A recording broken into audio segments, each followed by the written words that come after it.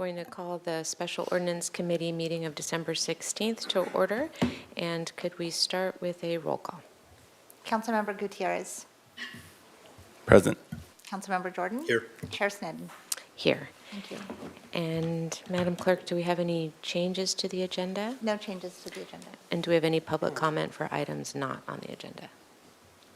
I'll make an announcement for those who are watching virtually. If you'd like to make a public comment for an item not on the agenda, please raise your hand within the app. We have no public comment. Okay, thank you. With that, we'll invite staff presentation on municipal code pertaining to slip assignment.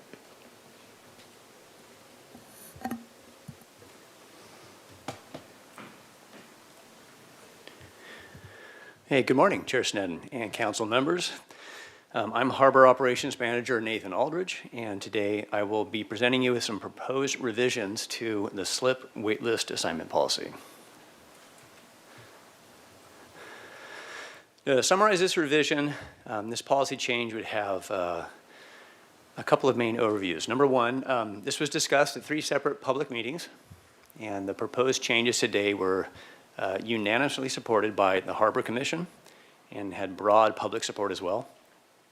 The aim is to improve the slip waitlist, fairness and accessibility to marina and harbor slips. And these changes align with our local coastal program and direction from the California State Lands Commission.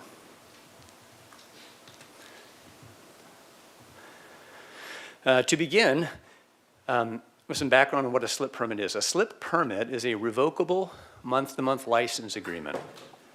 As many of you know, we have a full harbor, which means that all slips in the harbor are either assigned to a slip permittee or they're used as visitor slips. And the vast majority of our slip transfers that we have every year go through private parties, a yacht broker, and the waterfront department. So since we do have a full harbor, the waterfront has a waitlist policy for the rare occasion that a slip reverts back to the city and becomes available. So an example of this would be if there were the death of a sole slip permittee or a slip was terminated. And it's important to note and keep in mind for today that this is fairly rare. So every year, maybe we'd have 1 or 2 of these, and I think last year we had 0. So this is a very rare instance. And the overarching question that is driving this policy revision is, does our current waitlist policy serve the boating public? And some points to point out. The master waitlist and the submaster waitlists are closed to the public. This is a source of public frustration and concern for many years, and it means that no new names can be added to the master waitlist. So when the rare occasion a slip permit becomes available to this waitlist, the receiving individual on that list often flips that slip permit privately as soon as possible. And what I mean is flipping is basically when an individual will find someone to pay them to transfer their name onto the slip permit. So a case in point is a recent 50-foot slip permit that was received from the wait list at no cost was immediately sold or flipped for over $300,000. As you may know, unfortunately, this current waitlist system encourages individuals to remain on the list with no intention of using the slip themselves. This process is, not surprisingly, at odds with our local coastal program's intended use of the harbor. And so today's key proposed changes are threefold. First, slips from the wait list will be non-transferable. So once again, any slip that would be received off this wait list in this proposed revision could not be flipped. This prevents the private profiting from slips that were assigned to that list at no cost. Secondly, this new policy would consolidate the master and the submaster and the lottery wait lists into one wait list. It would open it up to the general public to apply for this wait list every year. So consolidating these lists into one list and opening it up promotes equal access. And third, the Harbor Commission would hold a yearly waitlist lottery for interested boaters. And having a lottery that refreshes every year ensures that whoever is on this list has an active interest in actually boating and using the slip. So I'll now explain each of these 3 proposed changes in a bit more detail. So the first revision, non-transferability. Once again, any slip that would be received off this wait list could not be transferred between private parties. So a slip received from this public wait list would be used for an individual who would actively want a boat. And then once they were done, the slip would be returned to the waterfront department if they wanted to sell the boat or move on. And there would be no transfer fee involved with receiving a slip from this wait list. And what this would immediately do is dramatically lower the barrier of entry for members of the general public to acquire a slip permit. And it also notably removes any financial benefit to remaining on this wait list, just in hope of getting a future profit. And then revision number 2 is a waitlist consolidation. So our current master, submaster, and lottery list would be consolidated into one simple waitlist.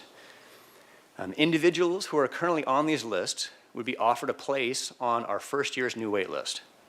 And then after that first year, they could choose to apply for each subsequent waitlist lottery if they wished. And this yearly waitlist lottery process would be reopened to the general public. And once again, the master and submaster lists have been closed to adding any new names for decades. With the exception of eligibility if you are an existing slip permittee or spouse or a legally registered domestic partner, you would not be eligible for the waitlist. And finally, Harbor Commission would hold an annual waitlist lottery to choose a name, a group of names from this list. And if a waitlist eligible slip became available in the course of the year, it would be offered down the list until it was accepted. If a slip had been offered to that full list and not accepted, slip could be held in the Waterfront Department's visitor slip inventory until our next available lottery will be reoffered. At the end of the year, another lottery would take place and a new wait list would be generated.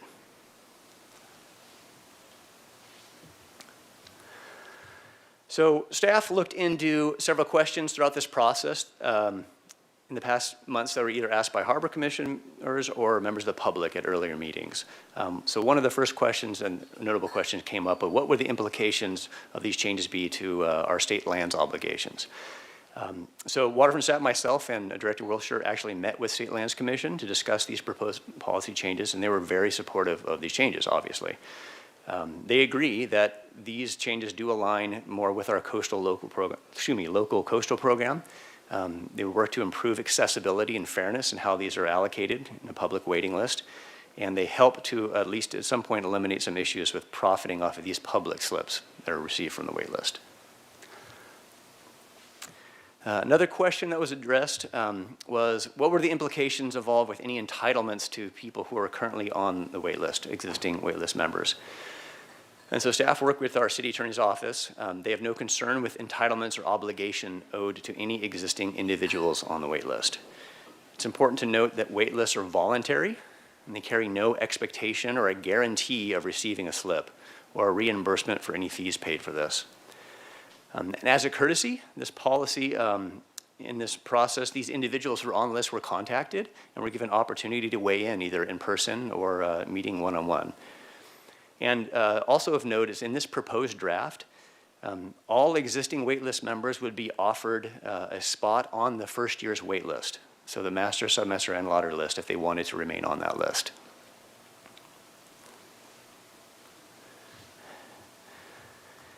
And then another question that was raised was what would be the financial impact of eliminating a transfer fee for some of these slips?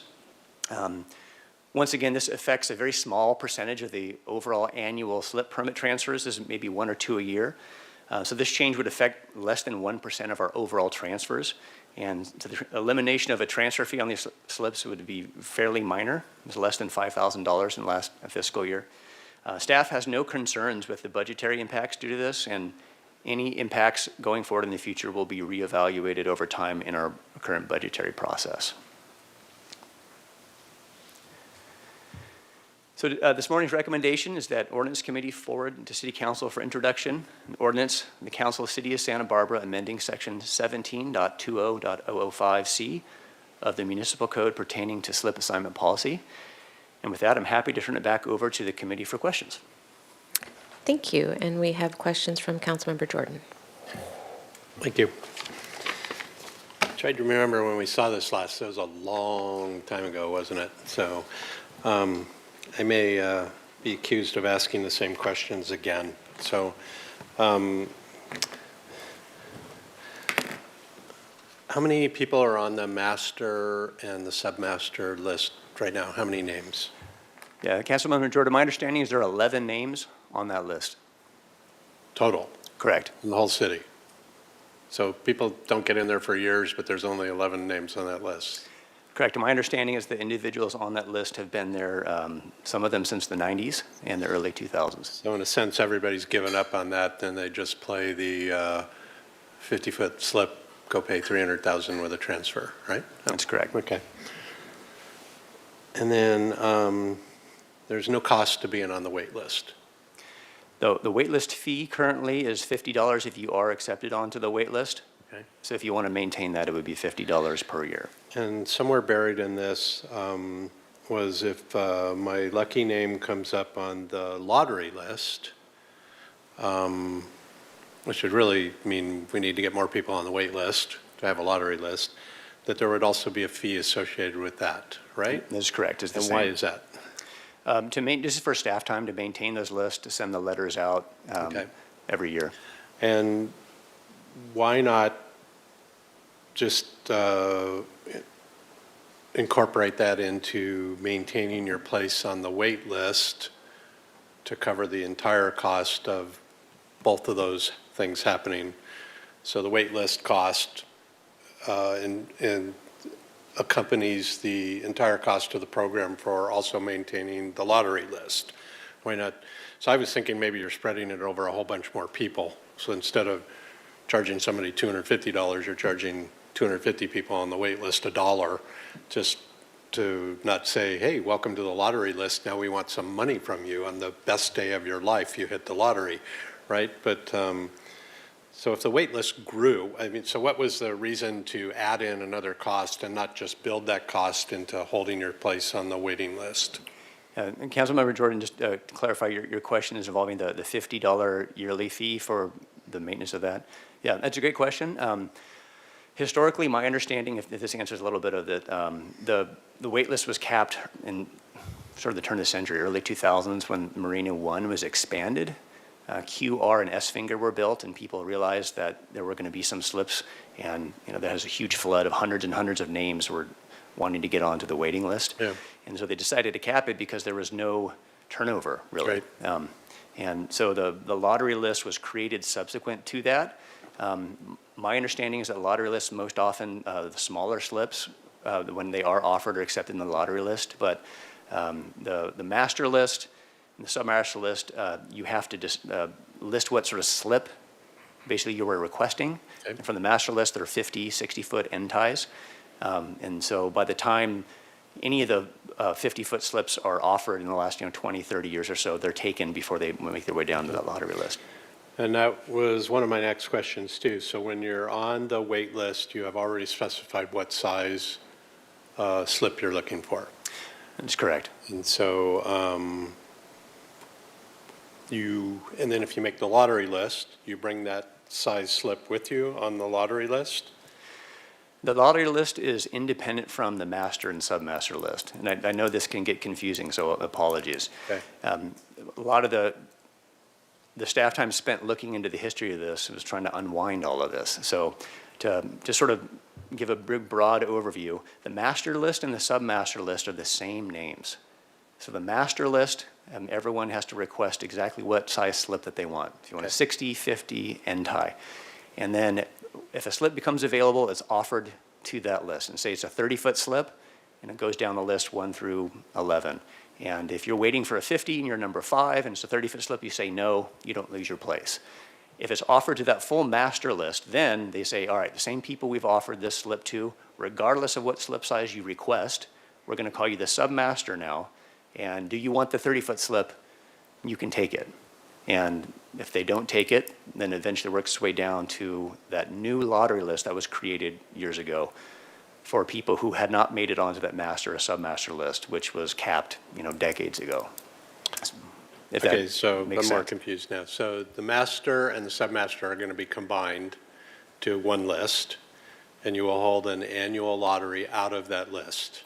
right now it's kind of stupid, right? Because it's 11 and you'll hold one guy's going to lose and you hold a thing for 10, right? That's correct. And so my question was, in that scope, if I'm on the new list, the combination of the master and the submaster list, and I'm on there with a designation of slip size, and I get selected in the lottery to be one of the 10 coming from one of the existing 11, can I only accept that slip size that I came with in that move from one list to the other? Great, Councilmember Jordan, thank you. That's a great question. Once again, apologies, I know this is very confusing, and this has been convoluted for many years, and so the policy change is attempting to try to clarify this. And so the master, submaster, and lottery, all of those names will be just combined into one list, and we're going to call it the lottery list, or the slip wait list. The 11 names are going to combine with the 20-ish names on the lottery list. So that first year, everybody is on that list in the order that they're ranked. That will be our wait list. Okay. And when a slip comes up to be offered, say it's a 30-foot slip, it'll be offered down that list. Number 1, number 2, number 3, and if someone accepts it, great. They get the slip, they move off the list, and the list remains for the course of that year. If they do not choose to accept that, they are not penalized. Okay. So their name remains on that list. Say you have a 30-foot boat, and maybe you're offered a 60-foot slip, and you really don't want a 60-foot slip. You wait, past maybe someone else takes that slip farther down the list, you remain on that list. But if you were offered a 60-foot slip, you could take it with a 30-foot boat. That is Somebody correct. might do that too, saying, I'll never get this chance again. Possibly, but Okay. with the caveat that with our current slip rules and regulations, a vessel must fill 80% of that slip space. So Okay. you can't put a 20-foot boat in a 60-foot slip. Okay, so I'm looking for ways to game this, is why I'm asking all these questions. Absolutely. So, because it's not like we don't have a history of gaming already, right? So if I'm on the list as Mike Jordan, whatever the list is, and I become part of the lottery list, the lucky lottery list, and then it's offered to Mike Jordan, and Mike Jordan has a 30-foot boat, but it's a 60-foot list, and I really don't like that. Can I all of a sudden gain a partner with a 60-foot boat that can use the 60-foot boat, who's willing to pay me for that opportunity to become a 1% owner in his boat or something like that? Is it, so you see how Absolutely. it's kind of a, is there a way to backdoor in that where we get right back to, it's not a transfer fee on the sale anymore, but it's when I hit the lottery win that I've got people waiting to ask if they can join me for a couple $100,000 and put their boat in there instead of my boat that doesn't exist or my rowboat? Sure, yeah. Councilmember Jordan, excellent question. So under this current proposal and our current harbor rules and regulations, that would be allowed, but there's really no value in that unless you're actively going to boat. Because if you, regardless of who is your partner, and if you put a boat in there, at the end of the day, you're going to be responsible for slip fees, and then you can't sell that slip or flip that slip. Okay. So you pay your slip fees per month, and if it comes down to the fact that nobody in your group or family is using that slip, then when it's done, it goes back to the waterfront. Okay. And there are people, or will people, there are people now or will people on this list that are doing it backwards. They don't have a boat, but if they get a slip, they'll go find a boat, right? That is correct. Okay, so it's just what it is. And then, the way I understood what you just explained, so the people that are on the list right now, of all the lists you have right now, there's only 11, because I heard you just say 20 also. The master and submaster list consist of 11 names. Okay. And the lottery list, which is separate, that was added, years later, it has about 20 names on that lottery And list. those are different names, right? That's correct. So there's really 31 that potentially be interested in being on the new list, right? That is Give or correct. take. And then the goal would be to spur more people to get back on that list, right? I mean, okay. So the ones that are on the 31, give or take, whatever it is, that are on that list right now, they're really on, the way you just explained that, they're getting protection for their long suffering for the first year, right? They are, nobody else will be allowed to be on the first drawing of the lottery, and they will be one of 31 being picked for 10. But every subsequent year, they will have the same odds as everybody on that list that just put their name on today or tomorrow. Is that, Yes, Councilmember Jordan, that is correct. okay. And I know we talked about that. We talked about grandfather, somehow recognizing that there are long-suffering, real people on that list that have a boat, want a boat, don't want to keep hauling it down and back and forth. And this is the first time I've seen the result of, well, what that concern was. And pretty happy with the outreach on that. Nobody that was on the list for 15 years really complained about only being protected for that first year and not being protected in subsequent years. Yeah, Councilmember Jordan and council members, that's another great question. So the simple answer is yes, we did some great outreach, and just as some background to flesh this out again, of those 11 names on the master submaster list, 5 of them currently have slips in the harbor. Number one. And number two, if you unwind this back to 15, 20, 25 years, all of those names on those lists have been offered slips multiple times and have turned them down because they're waiting for Particular size? correct, Or which location, is a 50, or whatever, 60-year right. end tire. So, Yeah. so they've been offered a slip, regularly for years and years and years. And so the intention of this is, as a courtesy and nod to them, to keep the same combined list of that first year, and then going forward to see really who is interested in actively boating and has a boat that wants Right. to go into that process. Okay, And thank you. City Attorney Duemas has a comment. No. Thank you, Chair Stettin. No one's in trouble. The Councilmember Jordan, too, there's also a legal implication to your question. If you saw the slide before, there is no property interest in a waiting list. And that's important for us. We don't want to do that. It's not only just a courtesy, they also paid for the 1 year, the fee of the $50 to be on that waiting list. But once that year is up, opening up the lottery is important, because if you somehow recognize any permanency for them to be on that waiting list, and then you also now not only do you create a property interest on the slip, you're de facto almost creating a property interest in the waiting on the waiting list itself. So that's why we need to kind of have a clean division on that. Thank you, Mr. Duemas. And I have a few questions. Thank you. First, I'm so happy to see this. This is such a long time coming, so thank you. Thank you for all of the public outreach and all the input into it so far. Do you need to be a local resident to get on the list, or is there a benefit from having to come down in person to get on the list, like with the West Beach permits, similar to that? Yeah, Chair Stettin, thank you, council members. That's another question that we think of when we discuss in the slip assignment policy in general. Currently, with the way our slip assignment policy is written, there are no residency requirements for that. With the permits, I know Mr. Duemas may be able to answer this too, but there is some concern with restricting eligibility for certain people in terms of residency and where they live, certain programs in terms of equal access as well.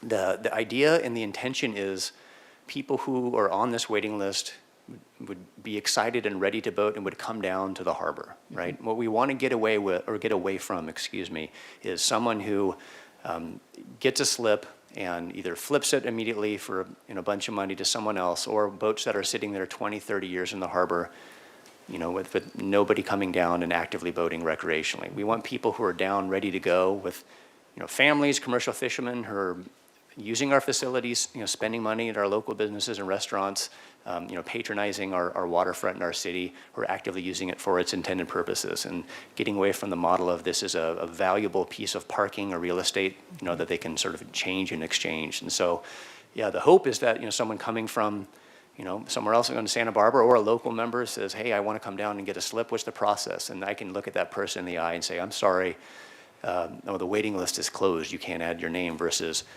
absolutely, here's a waiting list, it refreshes every single year, you have an equal shot to get this, and so, put your name on this and we'll contact you and come to the Harbor Commission, we'll have a drawing and you may be able to get your name pulled. So that's the hope and the intention.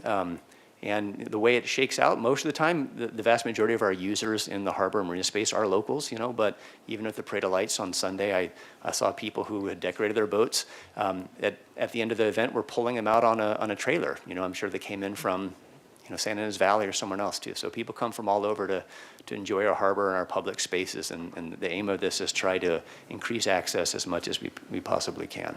Great, and I suppose they'd become local by being part of the harbor too. So, and then Councilmember Jordan touched on this, so you don't have to already have a boat to be on the list or to get yourself on the list. What is the grace period for, I win the lottery, I get a slip, and now I need to go find a boat? How much time do you have before you have to actually be occupying this slip? Great, Chair, Senate, council members, that's another great question. So in our current municipal code, in our policy, we do have provisions for a vessel that has to be operable.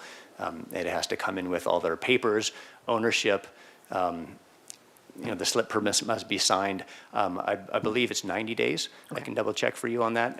There's some provisions for certain status we have for 6 months, but usually you have 90 days in order to prove that you do have a vessel in there if you're going to accept a slip permit offer. Okay, and I can change that vessel over time. It's the slip that I have access to, but as long as it meets the 80% requirement size and all of that, I can. That is correct, as long as that the vessel owner notifies the waterfront and that vessel is remeasured and re-inspected each time. Okay. And then it was a really great question, Councilmember Jordan, about the partnership.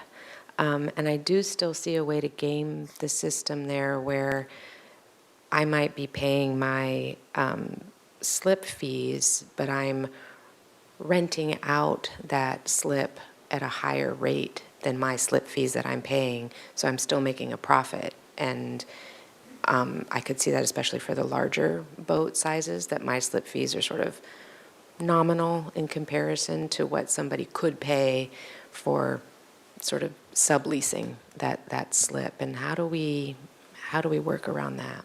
It's a great question. I'm glad you used that term. So subleasing a slip is illegal, and it's against our municipal code and policy. And those instances are ones that we try to keep track of and investigate really, really closely. So it's not permitted at all. Okay. So if we do get an indication that somebody is doing that, they get a very strong and worded letter. And then if it's egregious and there's we find that they're not out of compliance, we can move to slip termination. Mm-hmm. And that would also apply to sort of short-term vacation rental sublease of a slip? Absolutely. That you have revolving boats coming through that you're just renting? That's correct. And as a point of note, the Harbor Patrol, in addition to their regular patrols, at least twice a day or sometimes more, goes and checks every single slip that we have in visitor spaces and around the harbor as well. And they keep a really close eye on that. And speaking from my time as an officer there, you get to know all the boats. You get to know people who, if there's a boat that looks like it's different than a place you've been there, 3-4 times a day, it's something you notice right away. And the officers do a great job of notifying administrative staff and our marina management to investigate that. Great, thank you. And then any different consideration for liveaboards? Like, is it the same lottery procedure if someone's planning on living on their boat and having that be their primary residence versus recreational? Yeah, Chair Sneddon, liveaboard policy is completely separate from this. Will remain unchanged, and so anybody can apply for a liveaboard permit. And generally, those applications kind of vary depending on year to year. Pegged at about 10% of our total slip occupancy. 88, 90 or so liveaboard permits are issued, I believe, at this time right now too. Okay. But that's always an option for anybody who holds a slip permit as long as they meet the requirements as their primary residence. Okay, thank you so much, Mr. Aldridge. Do we have any public commenters? No public comment. Okay, so it's back to the committee. Okay, Councilmember Jordan. Well, that's a good sign. So I think Councilmember Sneddon said this, long time coming, great job. I literally, if I had to pick this apart, I just worry about what we're not thinking of on the gaming. So, and I know you guys are in tune with that, and I would encourage you not to wait 20 years. If you see some gaming going on, just come back and adjust the silly thing to reflect what somebody thought of that was not us. And just, I'm not going to die on this hill, but just the kind of the whole, hey, you're up and we got a slip for you oh, but you need to pay us some more money too, just kind of annoys me too. It's like, should be your happiest day of the life, not let the city collect some more money too. So in the out years, I mean, my whole thought was I thought there was going to be hundreds of people on a wait list. Silly me.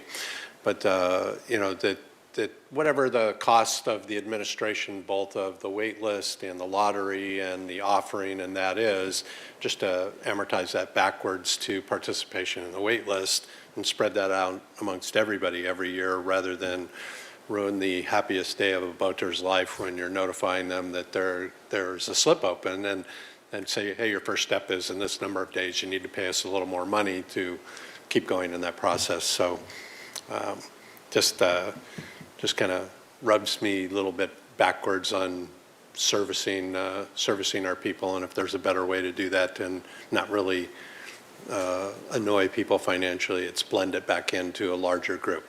Right now, you're talking about the same group, so it's kind of a dumb argument right now, but I'm anticipating that this will reinvigorate the number of people who have given up to come down and get on the wait list now. And you know, the best news this would be that there becomes a problem where you have too many people now who are interested, and you have an actual process to manage. So I will be hopeful that to give you that burden. So thank you very much. I'd be willing to make I know you're going to have some comments probably, but I'll make the motion to move this to council.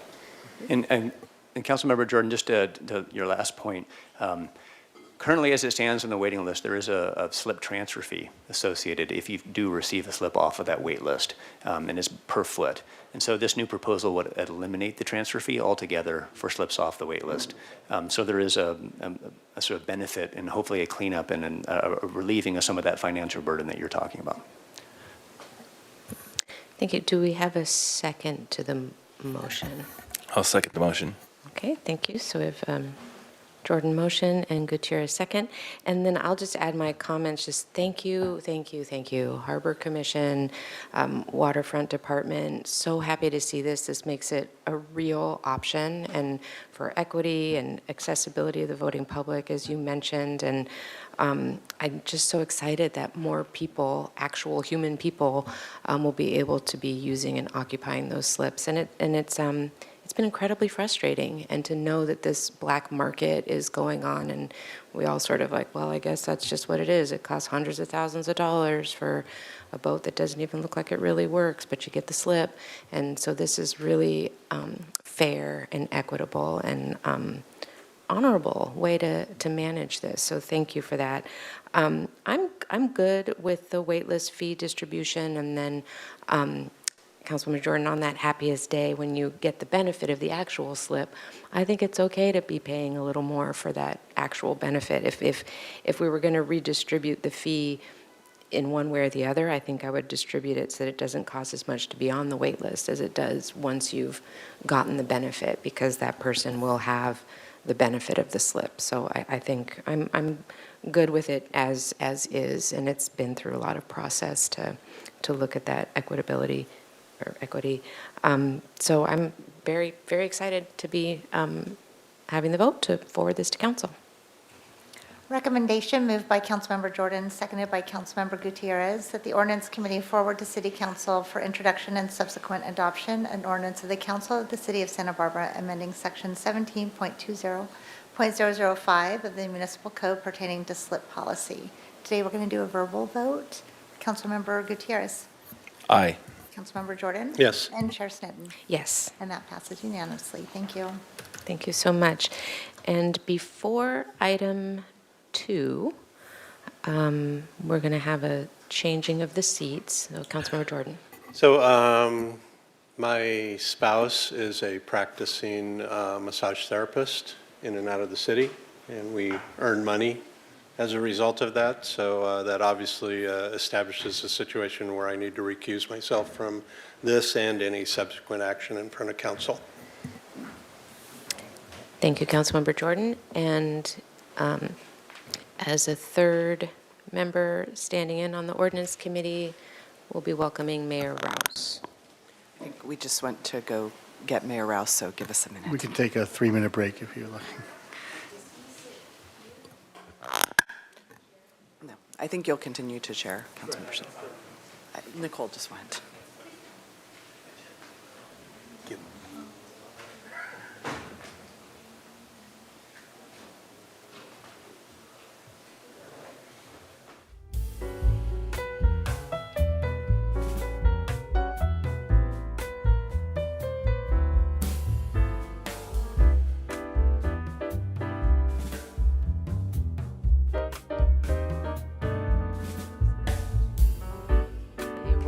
again. Councilmember Gutierrez, Present. Mayor Rouse. Here. And Chair Sneddon. Here. Thank you. Thank you.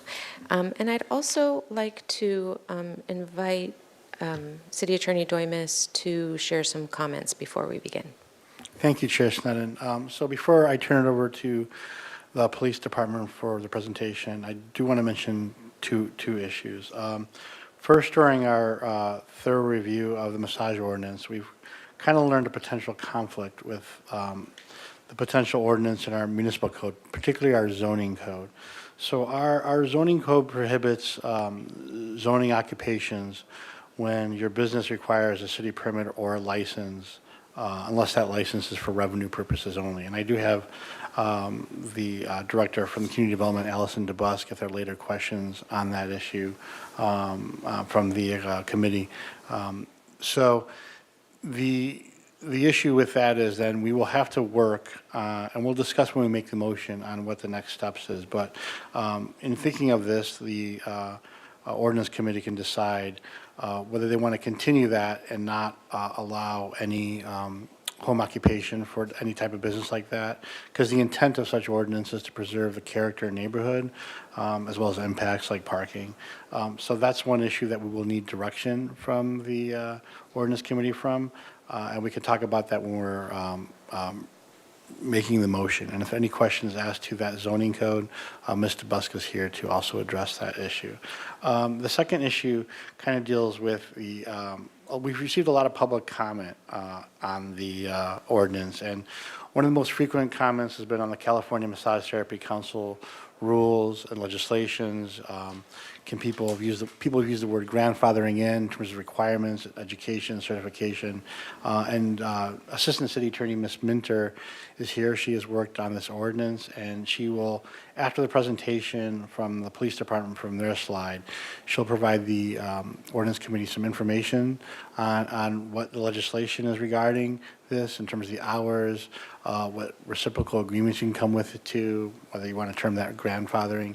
So she'll provide some information update on what the law will look like now and going into 2026, because we want to give the committee the full breadth and knowledge information. So those are my 2 points. Thank you for allowing me the opportunity, and I'll turn it over to the police department for their presentation. Thank you, Mr. Doimis. Thank you. Good morning, I guess probably officially good afternoon to the ordinance committee. I'm just going to start by giving a couple of brief comments. Commander Miller and Police Coordinator Jocelyn will handle a majority of the presentation, and we're going to go through, we've received a lot of public comment, and as a result of the public comment, we're actually going to walk through the changes that we've already made. So what you're getting today addresses, I think, a lot of the public comment. I will say, we're never going to make everyone happy when there is change involved. The intention of this is to provide the appropriate safety for everyone involved in all ways and establish things that we need to make sure in the tools that we have for enforcement, which we don't have in the current ordinance. The current ordinance goes back to 1976. So I just want to lay that groundwork when we start. And like I said, we have listened to public comment and we have made several changes to what we're proposing as a result.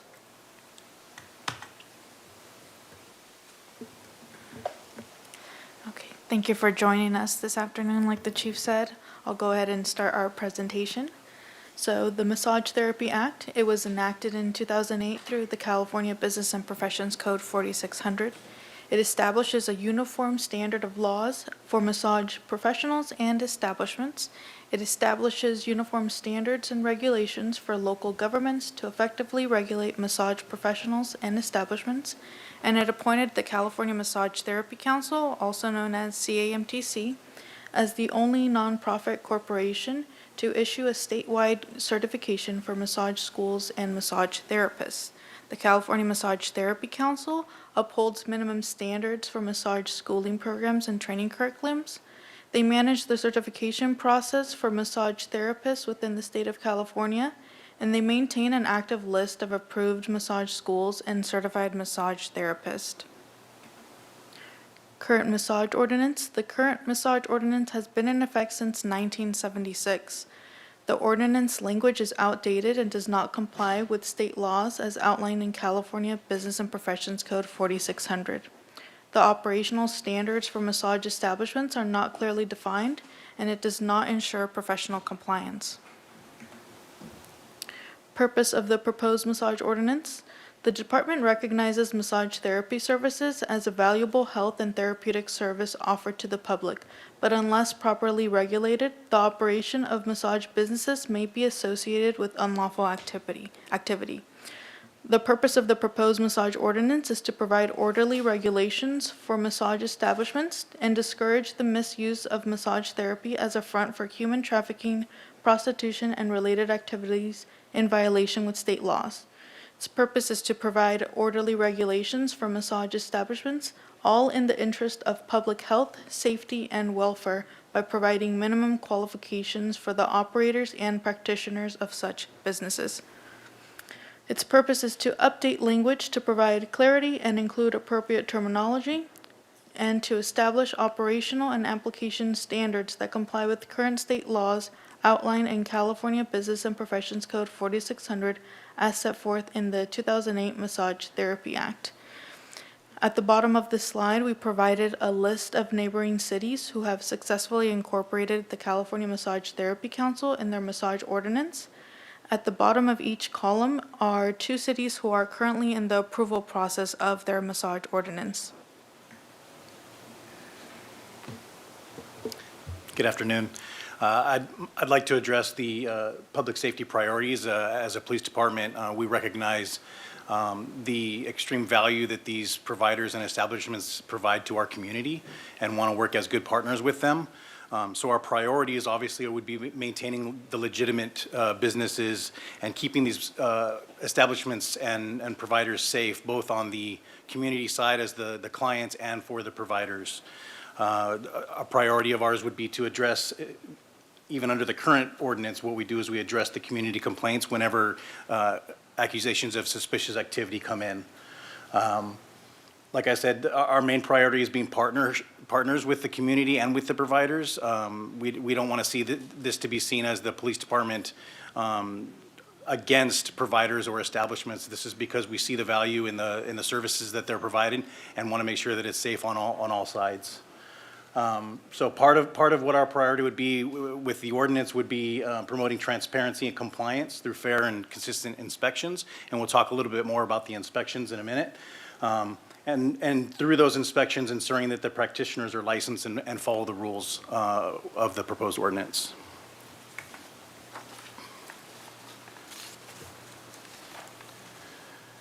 So the current code, as mentioned, is a lot older, and it limits the mechanisms that we can use as law enforcement when we are given tips or information that there's possible illicit activity occurring. With the changes that are proposed, there would be establishing clear enforceable standards for the practitioners and the establishments that would make it extremely beneficial to us on the law enforcement side as far as identifying violations early. With some of the changes in the requirements for the staff, there's a lot more of the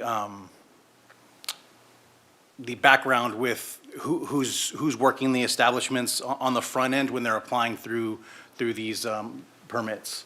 The investigations that we do into these types of illicit activity are very resource heavy.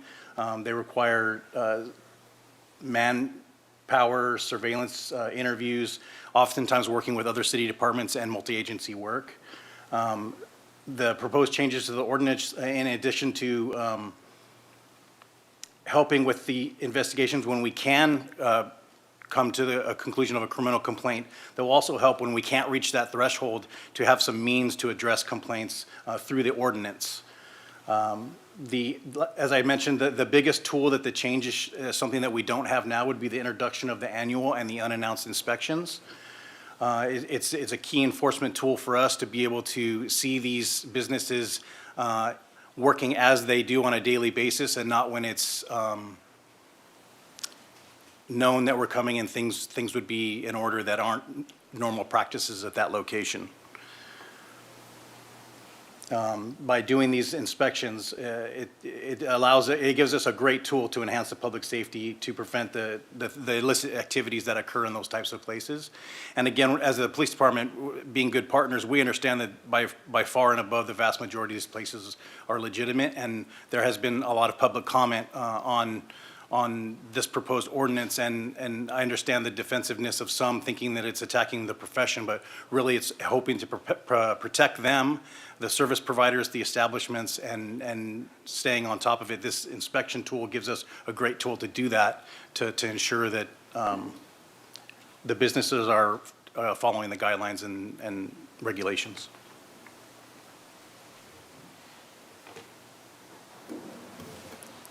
Public feedback.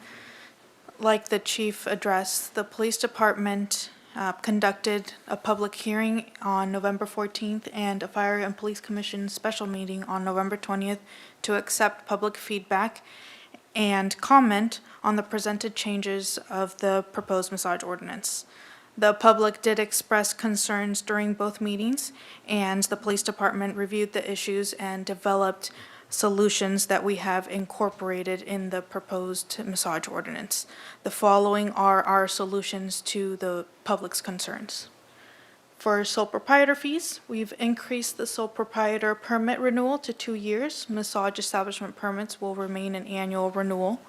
For cranial sacral therapy, we've incorporated language to exempt cranial sacral therapy to this chapter. Unannounced inspections, we've incorporated language stating unannounced inspections will be conducted on a received complaints basis. Limited exception certification, it has been extended the limited exception certification by 1 year to December 1st, 2028. All massage therapists must comply with the California Massage Therapy Council certification by January 1st, 2029. Hours of operation, we've removed the hours of operation from the operational requirements for massage establishments and sole proprietors. Changes to massage establishments and massage technician permits. So operational changes to massage establishments. Massage establishments must maintain an employee roster on site and provide any roster updates to the Santa Barbara Police Department. All employed administrative staff not certified by the California Massage Therapy Council must undergo live scan fingerprinting for a background review. The massage establishment permit shall be displayed in a visible area near the front door or waiting area. And all massage therapists must display their California Massage Therapy Council certification at all times. And I'm going to, just before I move to the next slide, I want to make a clarifying statement on this, because it is something that in the recent, a couple of the written comments that I've received comments about why live scan is necessary for all employees and why we would live scan a receptionist. It's actually really important that we do so, because that is the only background check that they will go through. All massage therapists get live scanned as part of the Massage Therapy Council. But if we're not live scanning receptionists, you have clients who are in their most vulnerable state, often partially distrobed, in very vulnerable situations. We want to make sure that we don't have people working in these establishments with a history of some sort of crime, such as rape or some other type of offense. So it is just as important that we're live scanning and have a minimal background on those working in the establishments as we do for the massage therapists themselves. So I just want to clarify that point. That is the reason why, because it's not just about the person walking into the room, it's also about those working in the establishment. Like I said, you're talking about something where, you know, your clients are, for the most part, in one of the most vulnerable positions. So we want to make sure that we're protecting not just those clients, but also the massage therapists that don't know who that reception is or what those other employees are that are working at the location. So I just want to put that out there as, you know, helping the ordinance committee understand the why, and for the community as well. I only received a couple comments about this in the recent, but I wanted to make sure that was understood. So here we've provided a copy of what our inspection checklist would look like. It is based on the operational standards that is in the proposed massage ordinance. The inspector that will be doing the inspections to massage establishments will use this checklist and verify that there's no significant violations completed. Sole proprietorship. The proposed massage ordinance will define a sole proprietor as a type of massage establishment and will be a new permit for the city of Santa Barbara. The definition states a massage establishment where the owner owns 100% of the business is the only person who provides massage services for compensation for that business pursuant to a valid and active certificate from the California Massage Therapy Council, or has been provided an exception if applicable and has no other employees. The sole proprietor permit must be renewed every 2 years. Massage therapist certifications. All massage therapists and technicians are required to obtain certification through the California Massage Therapy Council. A limited exception certification will be available for those who are not currently certified through the California Massage Therapy Council. And I'd like to note that this was incorporated in our massage ordinance to allow current massage therapists and technicians to continue working within the city until they meet the new standards. The following criteria must be met to obtain this limited exception certification. Evidence of working as a massage therapist or technician in the city of Santa Barbara, currently employed as a massage therapist or technician, evidence of certification or proof of training from a school or entity that compares to the California Massage Therapy Council. They must remain in compliance with the other terms of the proposed massage ordinance, and they must comply with the California Massage Therapy Council certification requirements by January 1st, 2029. Permit fees.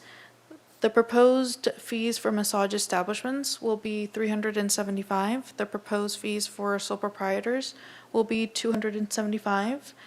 The California Massage Therapy Council will be doing the certification process for massage therapists. This is separate from the massage establishment and sole proprietor permits that the Santa Barbara Police Department will be issuing. So we ask for any information regarding those fees, you visit the California Massage Therapy Council website. And just a note on the fees, because this has also been part of what we have heard in public comment. The $375 is an annual fee for the entire establishment. It is not per technician. Each technician gets their actual license through the California Massage Therapy Council. So we're not charging each massage therapist that $375 fee. As a result of the sole proprietor's concerns, we took that from 1 year to 2 years. So they pay that $275 every other year. So that covers our costs of inspection, running the program. This is not something that's revenue generating. This is to actually cover the costs of the program itself. And like I said, because there was some comment about, well, why is the sole proprietor? Because it's still sending someone out to go do that inspection.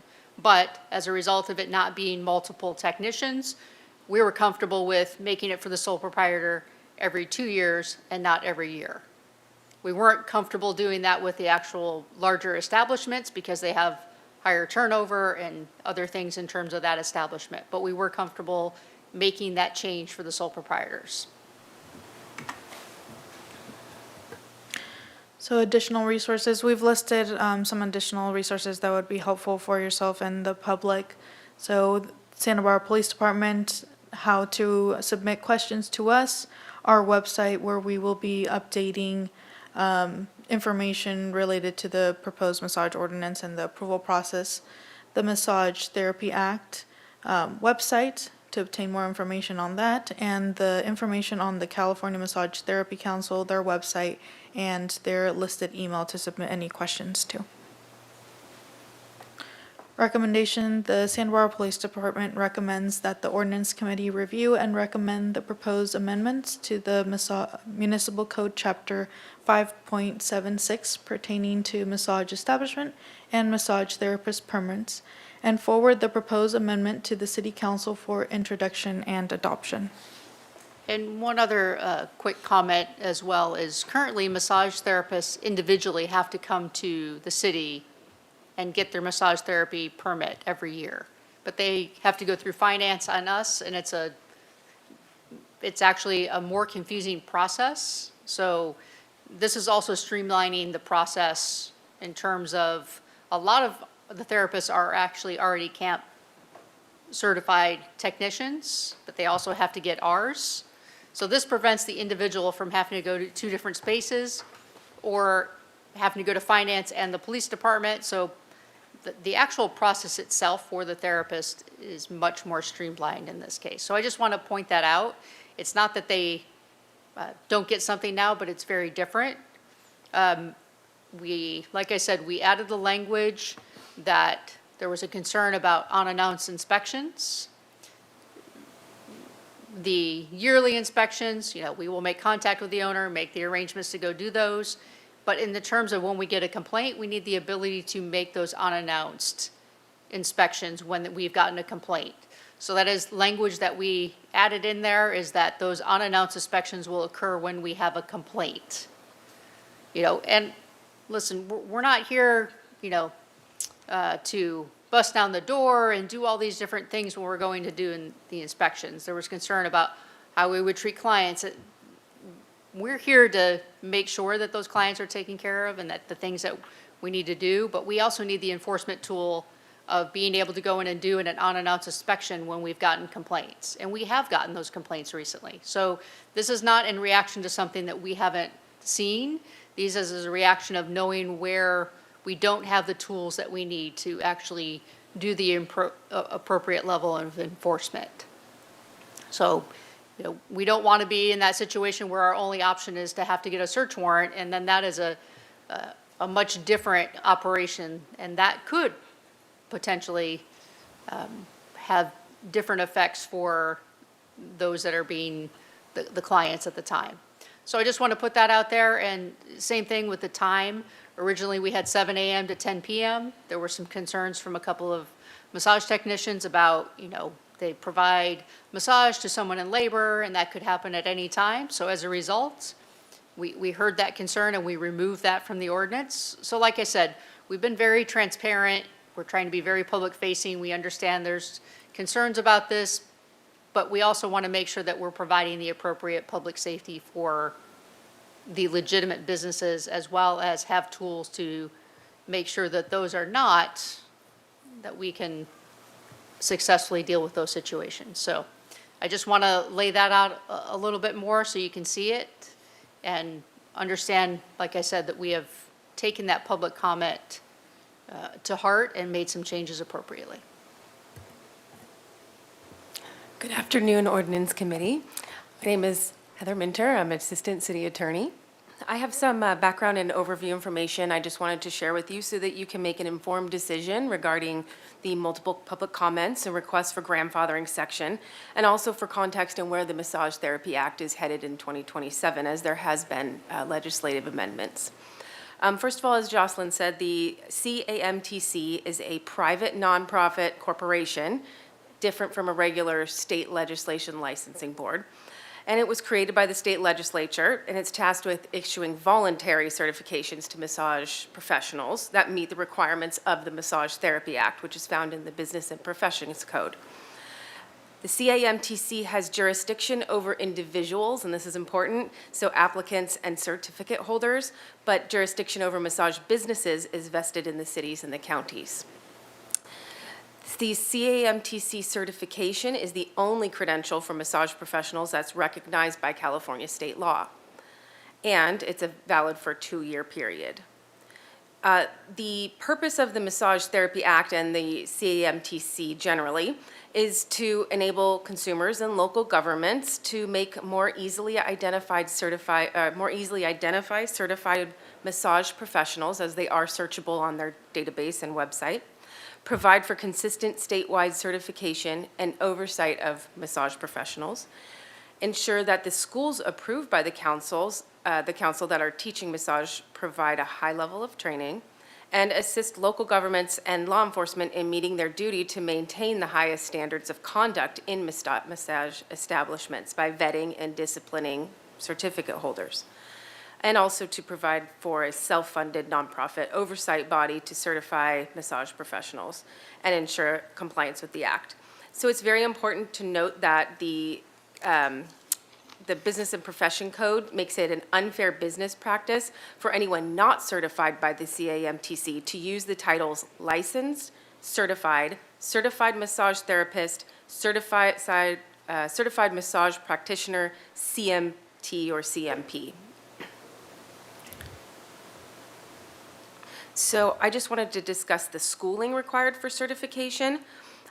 Initially, when these laws went into place, I believe in 2016, when the new laws were first implemented, there was a allowance for a grandfathering in at the time, but apparently that no longer exists. However, there are some different ways that applicants can still have their schooling counted, and I'll get to that in a moment. So first off, in order to be certified through the CAMTC, a person must complete a minimum of 500 hours of education, with 100 of those hours meeting the core curriculum requirements, which is in anatomy, physiology, contraindications, health and hygiene, and business and ethics. So the CAMTC only accepts education from CAMT-approved schools, which are those that meet the definition in the California Business and Professions Code. But they do review transcripts from out-of-state and foreign schools to make determinations if the schooling meets California standards, and that would be on a case-by-case basis for each applicant. And that's from the CAMTC website. Also, according to the CAMTC website, when a jurisdiction decides to require all of the massage professionals to be certified, it's typical for a jurisdiction to give a massage therapist at least 6 months to come into compliance, whereas we're allowing for 3 years. Upcoming changes to the Massage Therapy Act are important for you to understand because this act has evolved over time after multiple review periods, January 2015, January 2017, and now again in 2025, which will be enacted and beginning in 2027. So right now, the code, the Massage Act has a sunset date of January 1st, 2027, but with this newest round of amendments, AB 1504 was enacted this year, and that will extend the sunset date to January 1st, 2030. It also makes additional technical changes, statutory improvements, provides for better public oversight and participation in the CAMTC processes, and other policy reforms. And one key reform to know is that there will be a permanent removal of the competency assessment exam as a requirement for certification because that's already required by the schools, so they're not going to make them take 2 exams. And also that the certified massage professionals will, starting in 2027, be recognized as healthcare providers.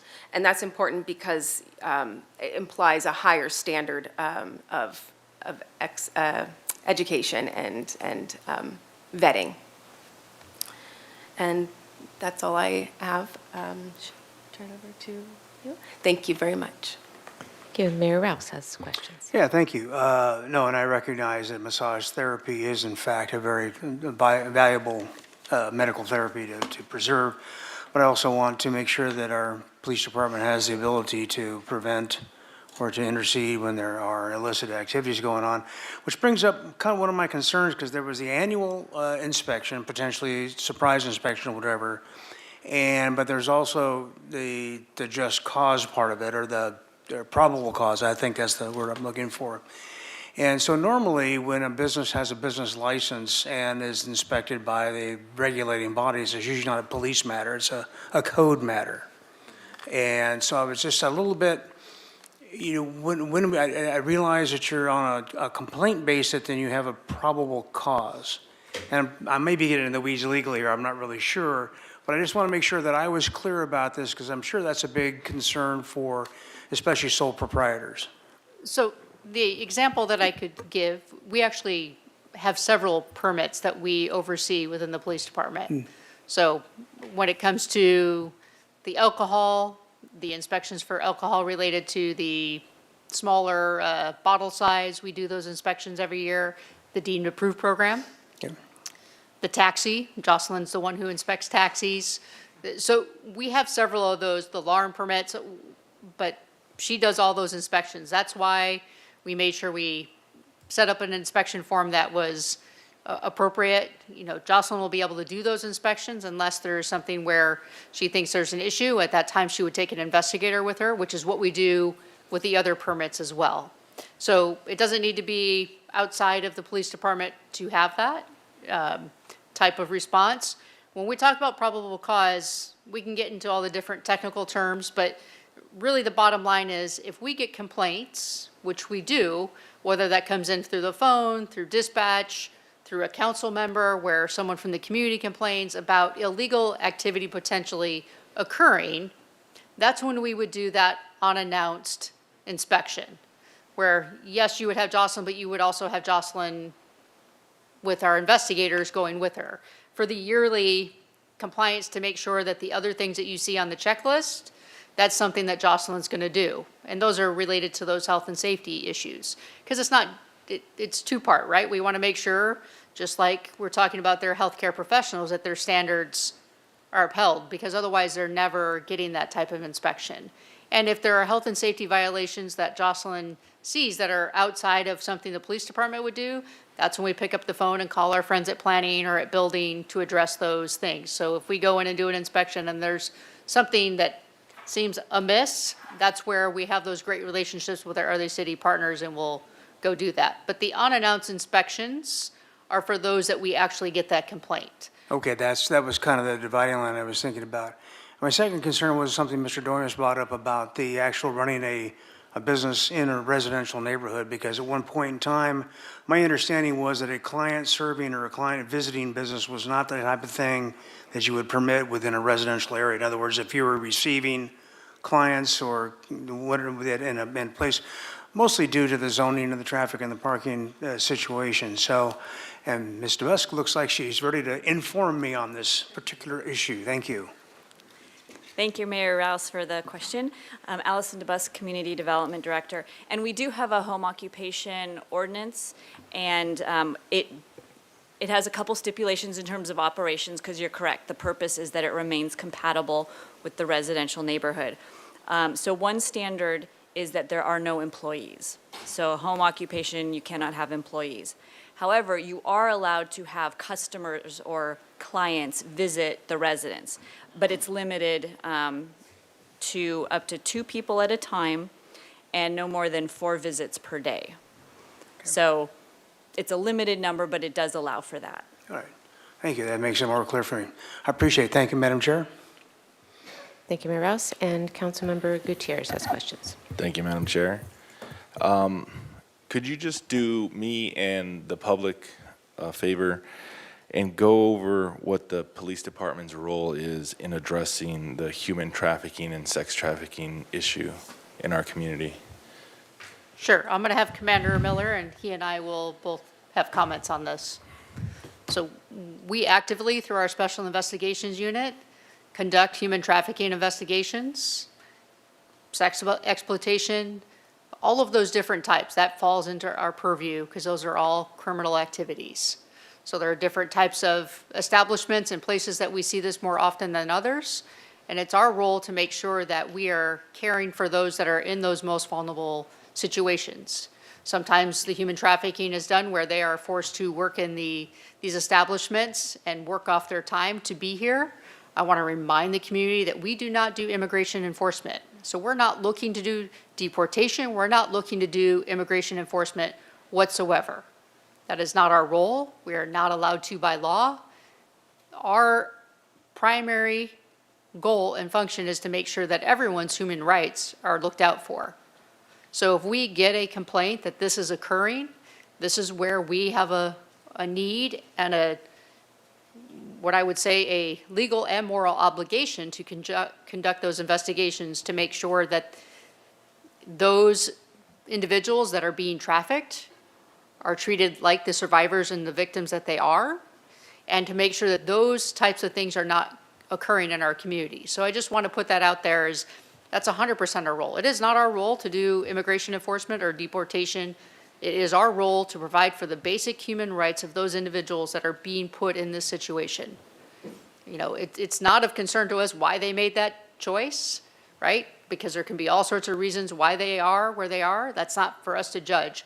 It's for us to make sure that that is not occurring, that they're taken care of and have the resources that they need, and that this type of thing is not happening in our community. So whether it is that type of human trafficking, whether it is the illicit, sex trade, those pieces happen. And I'll let Commander, Miller, comment on a few others, because we also see narcotics trafficking and other things, money laundering and other types of crimes occurring through these businesses.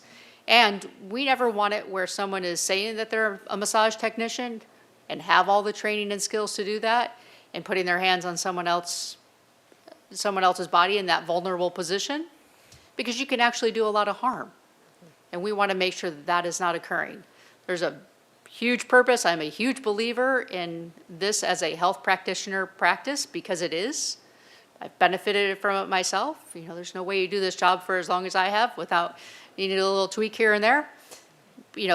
It's very, very vital. Like when we got the public comment about, one of the massage therapists talking about, treating someone who is, giving birth and in labor. Like there's so many legitimate, good therapists out there. So this is not meant to in any way say anything about the profession. This is about making sure we can maintain that standard and have the tools necessary to continue allowing those legitimate businesses and therapists to continue.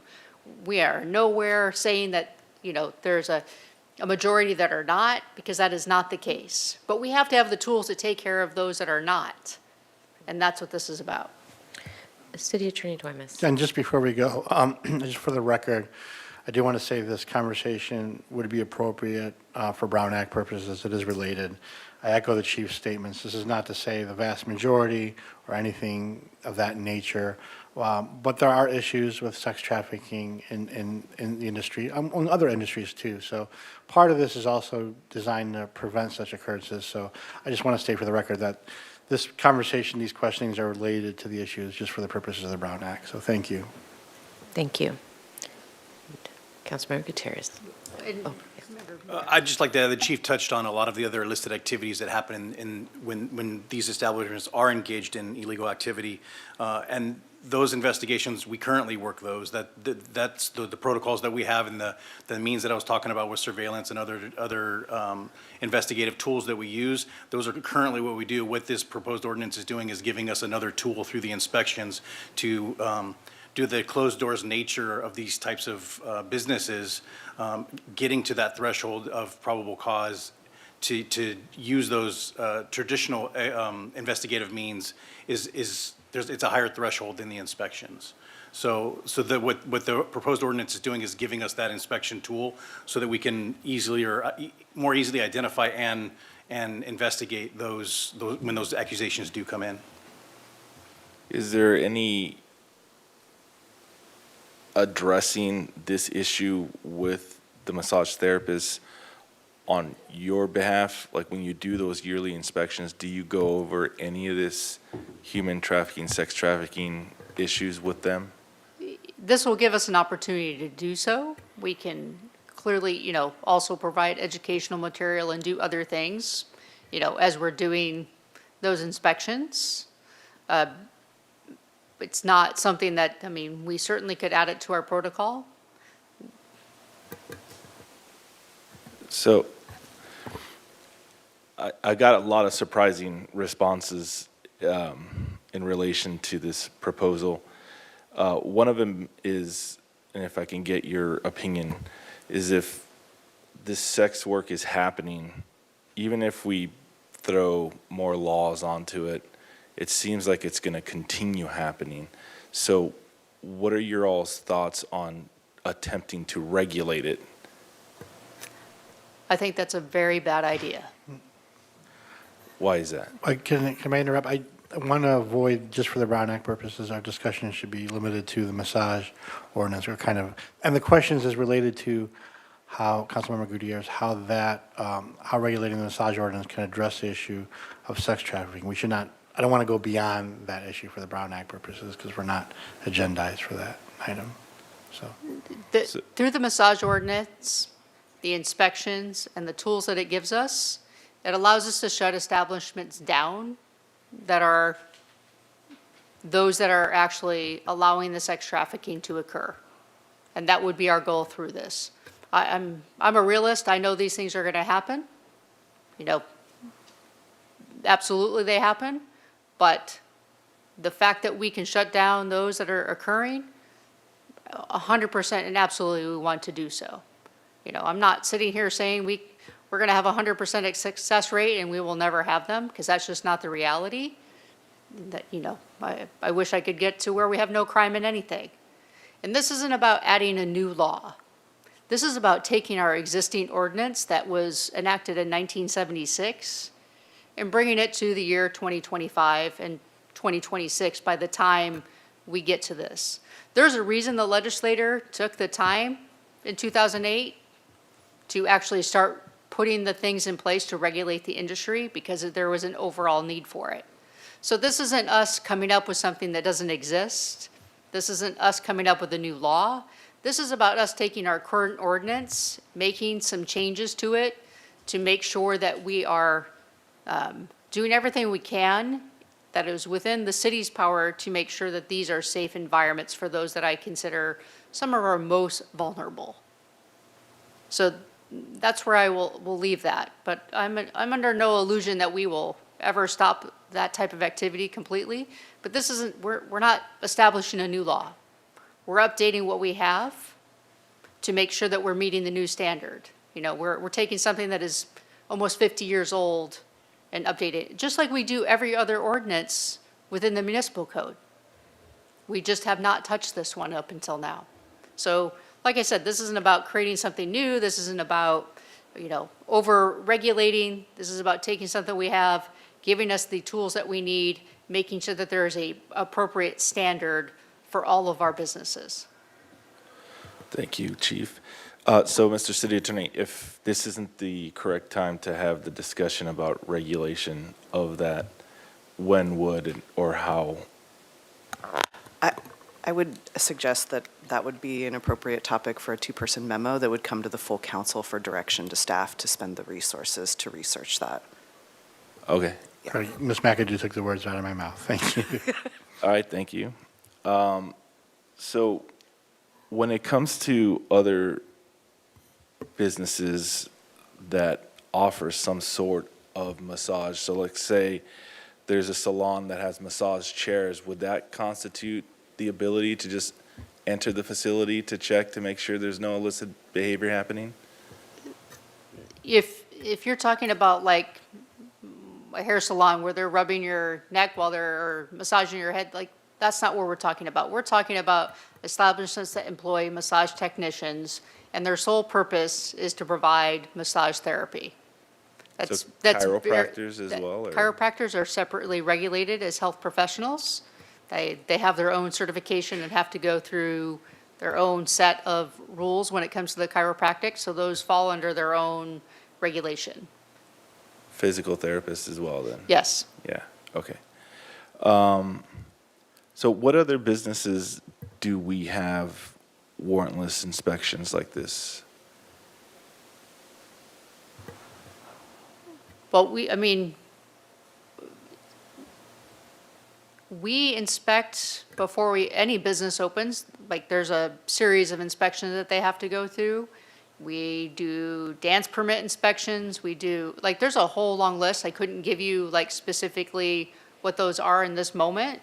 I think our city attorney's coming up, but I want you to understand, like, those annual inspections are things that we call and do, just like we do with our deemed approved. We do that right now with our deemed approved.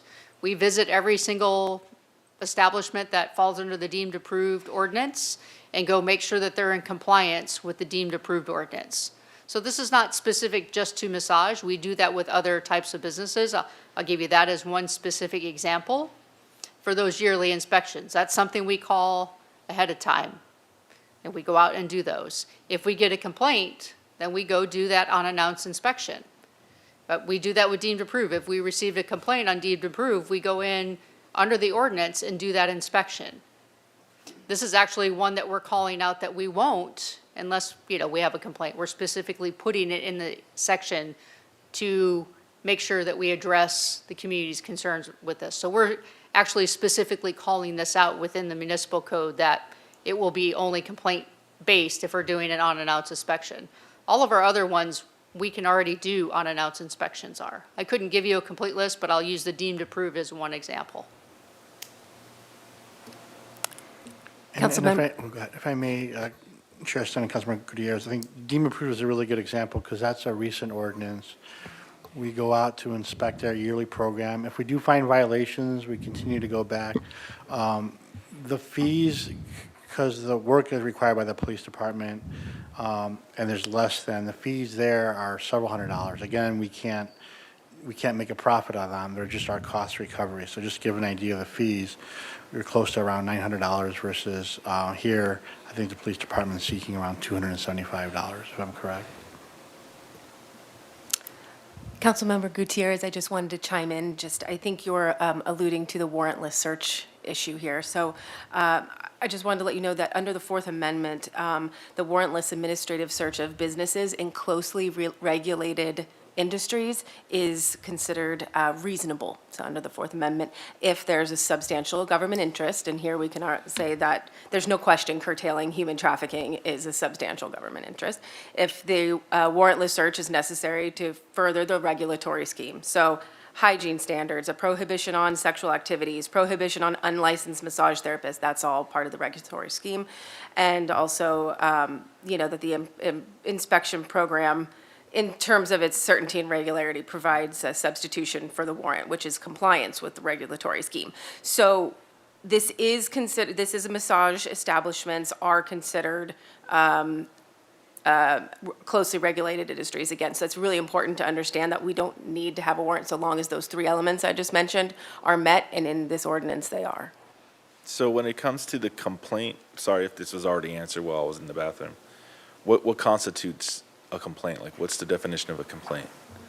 We can receive a complaint from a council member, which we have. We can receive a complaint come in through dispatch.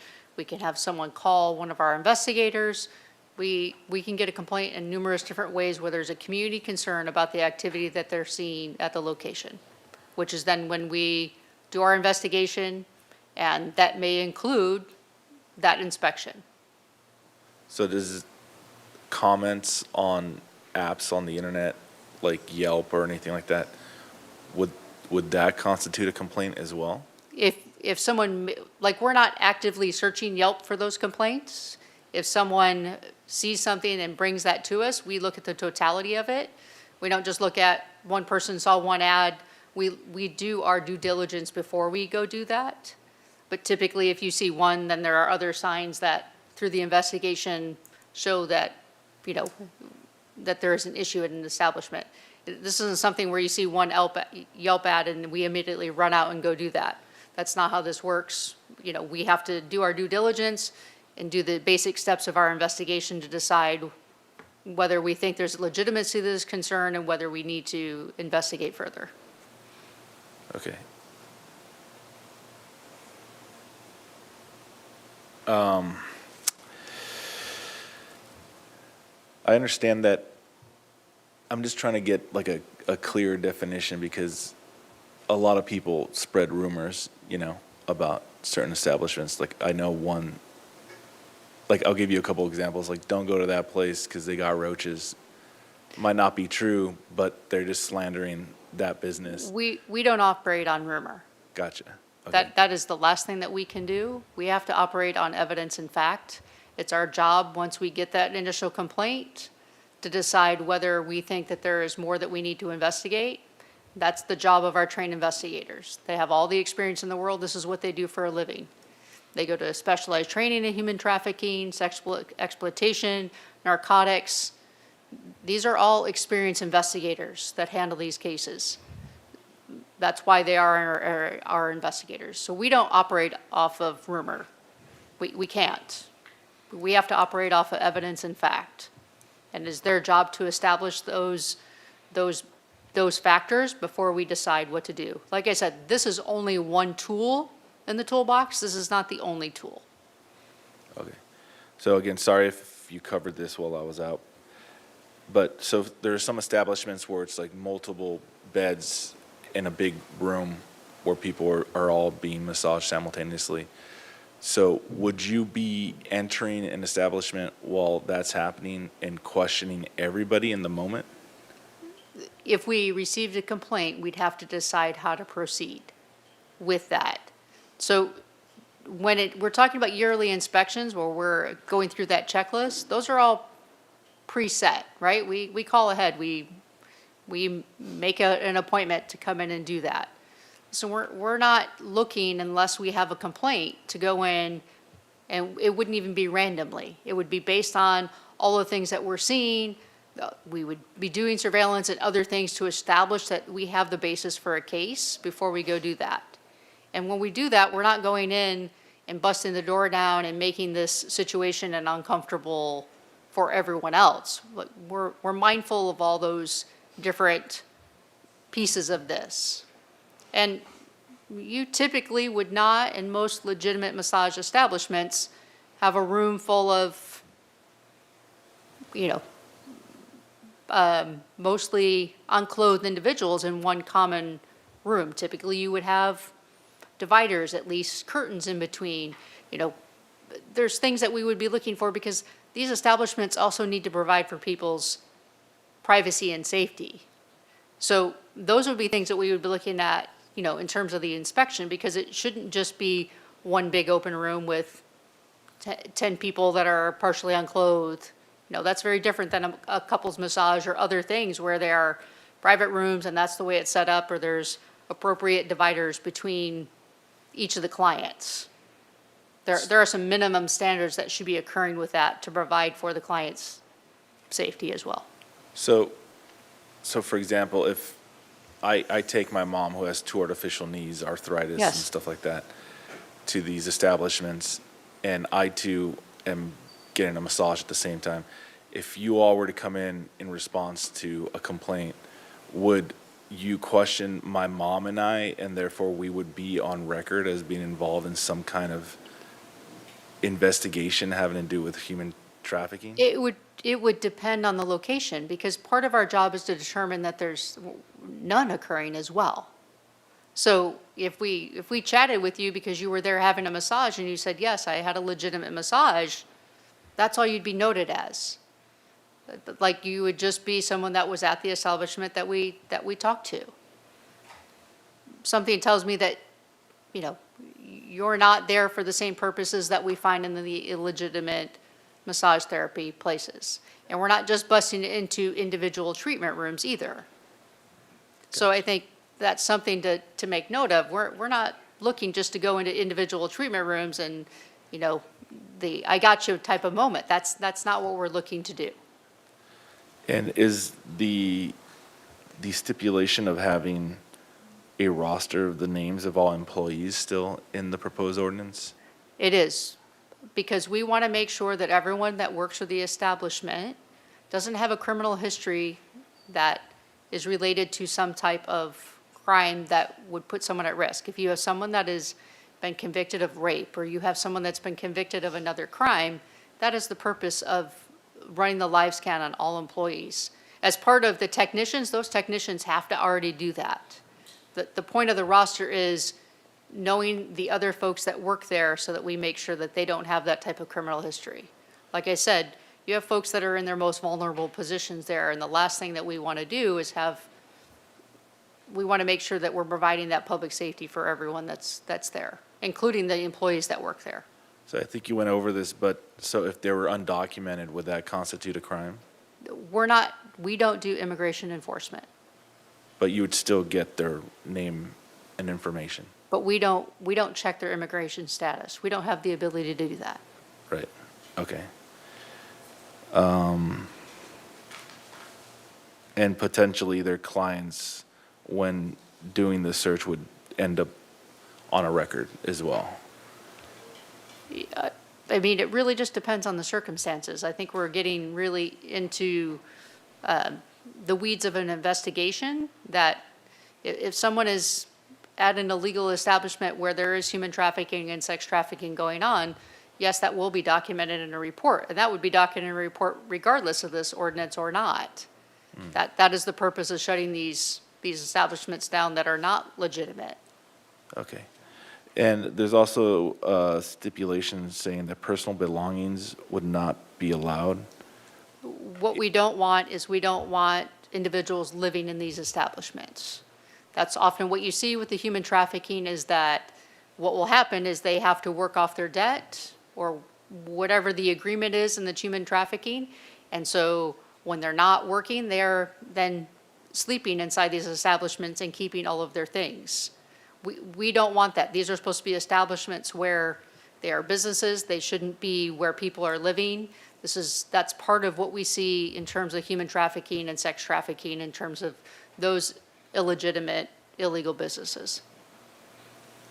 And sorry, just a follow-up question to the roster of employee names. Is there any other businesses that require that as well, that you all have to have a roster of who works there? I can't think of any off the top of my head specifically. Okay. All right, those are all the questions I have. Thank you. Okay, thank you, Councilmember Gutierrez. And I have just a couple questions, and I think we have public comment, yes, so we want to have time for that as well. So just very big picture. The goal, not the goal, but the expectation isn't that you would catch someone in the middle of a sex act. It's that in the inspection, you would be seeing an operation of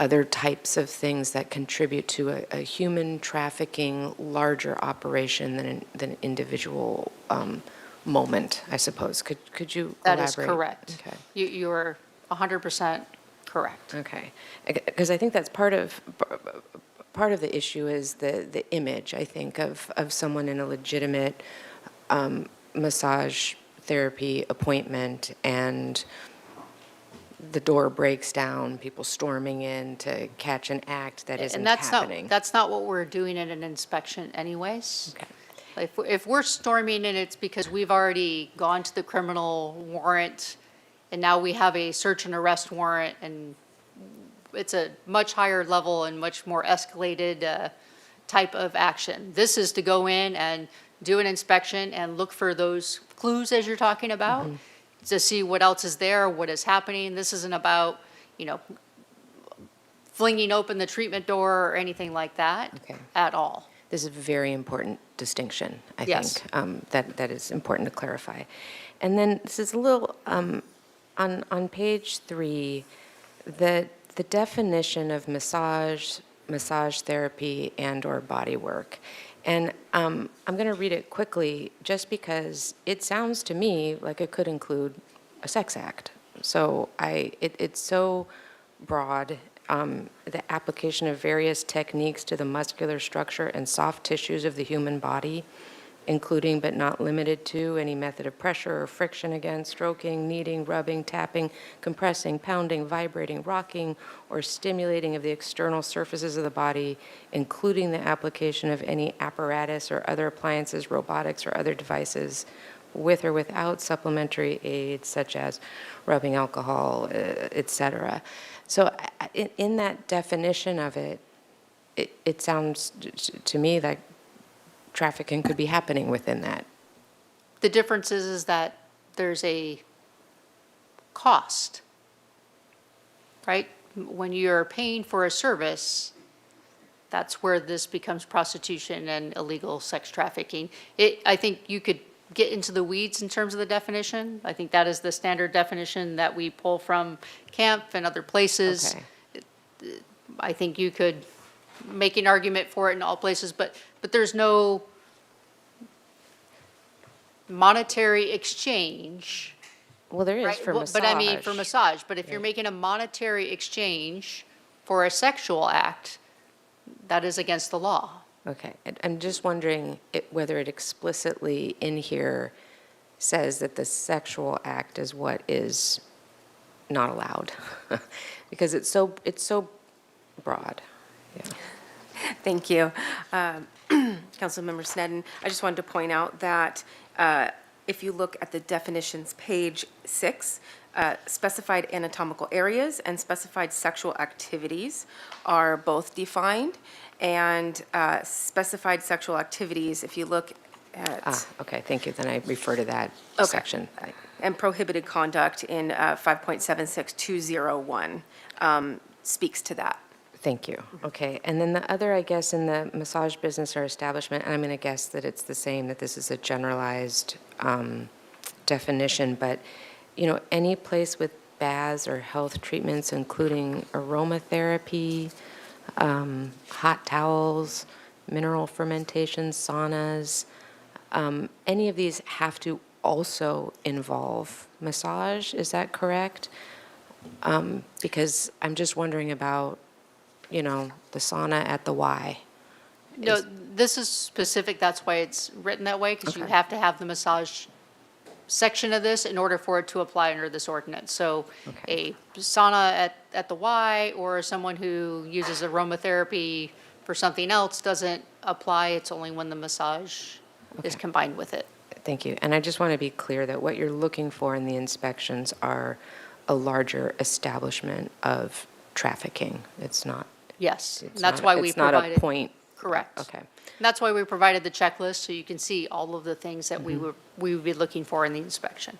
And for those being trafficked, it's employees of the establishment, right? It's not the client who's coming in for services. It's those employees. Yes, that's typically what we see. And would the live scan possibly help someone who's being trafficked to be identified? Absolutely. Okay. And then just one more question about the possibility of chaperones on site at establishments, like maybe maybe in addition, all these individual things to be looking for, if we just required there to be chaperones, licensed, vetted chaperones on site, would that be something to consider or not? Or beyond the scope of this, maybe? I think that would be beyond the scope of this. I'm seeing the look that you're trying to answer the question. Okay, understood. So with that, let's take public comment. And how many slips do we have, Madam We have approximately 8 in person, and right now we have about 6 online who have their hands raised. So we can do 2 or 3 minutes. Do we keep it at 3? Okay, let's keep it at 3 minutes and close accepting slips Okay. at this time, and we'll start with in the room. Our first speaker is going to be Pam Tarasi.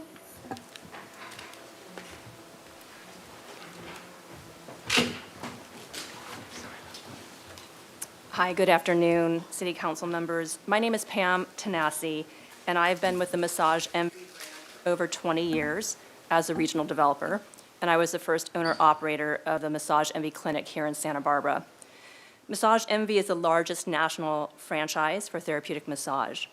We operate with strong hiring standards, annual background checks, ongoing training, and professional protocols to ensure a safe environment for members and employees. I want to be clear, I support the city's goal of eliminating illegal activity, including sex trafficking and prostitution. Those activities are unacceptable, and they damage the reputation of legitimate massage businesses. However, this ordinance before you treats all massage businesses as if they are part of that problem, placing state-certified and city-permitted providers under a framework designed for criminal behavior. The CAMTC requirement of 500 hours of training, at this point in Santa Barbara, there are many experienced therapists who entered the profession when 250 hours was the standard, and they have completed thousands of hours of hands-on work. Requiring them to return to school for another 250 hours risks pushing skilled therapists out of the workforce. In this time frame where they can somewhat be grandfathered in, it prevents them from changing employers, otherwise they are no longer eligible. That is problematic. There are many therapists who work for multiple people as well as themselves, so I'm not quite sure how you would handle that. So when you look at tuition costs, loss of income, a relative short time frame still, and the fact that there's only one CAMTC-approved school in Santa Barbara, it is not realistic for many of the therapists who are working here in town. There are also the requirements for those background checks for all employees and the mandatory employee rosters. There are so many UCSB students, City College students, people that we employ to work at the front desk. I can't imagine having to put them through live scans. There's a time constraint for that. It means so much more time before you can actually even hire people. That's a real burden for employers right now. So I just respectfully ask that you revise the ordinance. We want to make sure it continues to protect public safety without harming compliant businesses. It recognizes the experience of long-standing therapists and establishes fairness amongst everyone in therapeutic massage businesses. Thank you so much. Thank you, Ms. Tenassi. Can we have the translation? We don't have it. Oh, okay, thank you. Is our next speaker? Next speaker is Sarah Veek.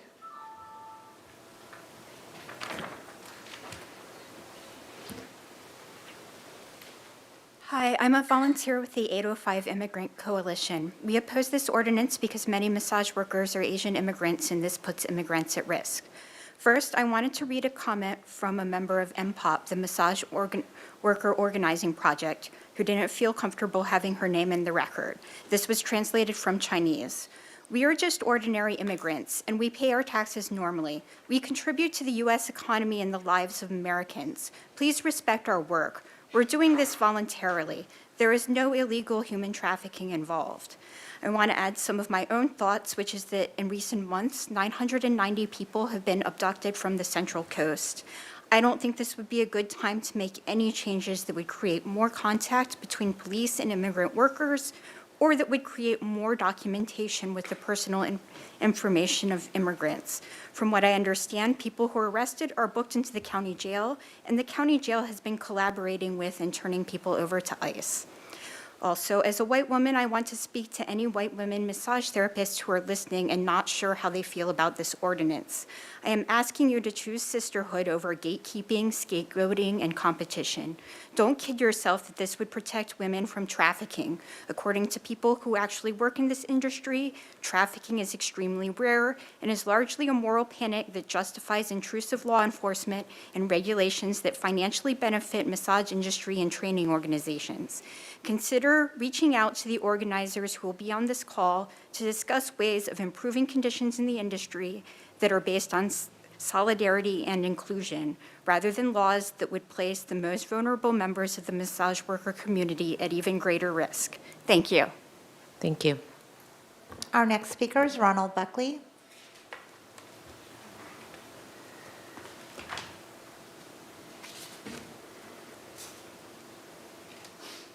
Good afternoon, committee members. I'm Ron Buckley. I lived in the city since 1971. I became a massage therapist in 2010 as a second career. I hold both a city permit and a CMTC certification.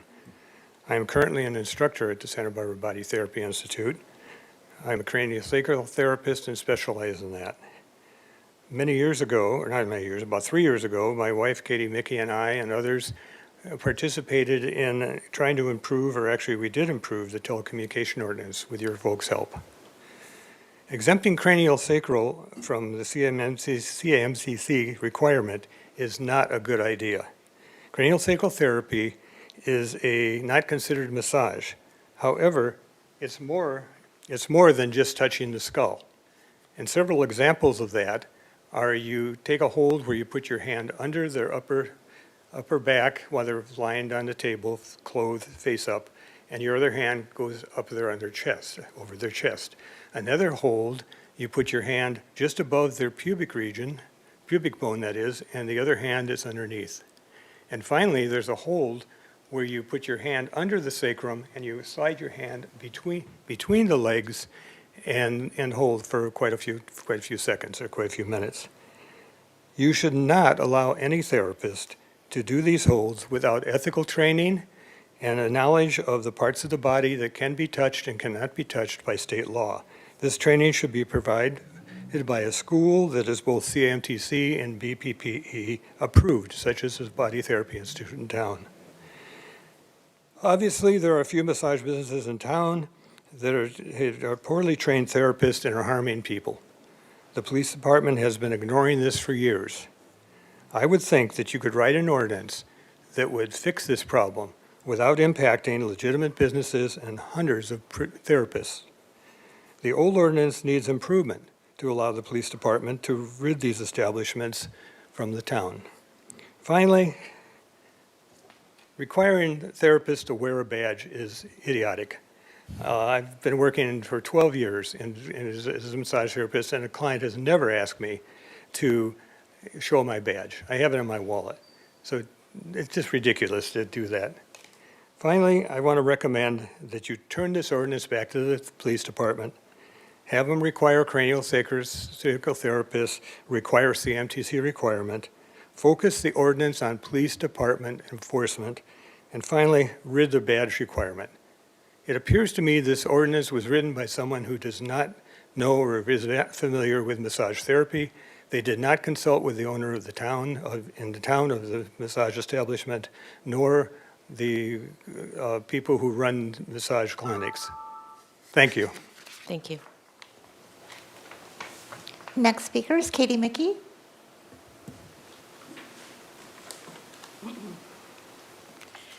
Greetings to the Ordinance Committee. I speak to you today as the director of the Santa Barbara Body Therapy Institute for the last 36 years.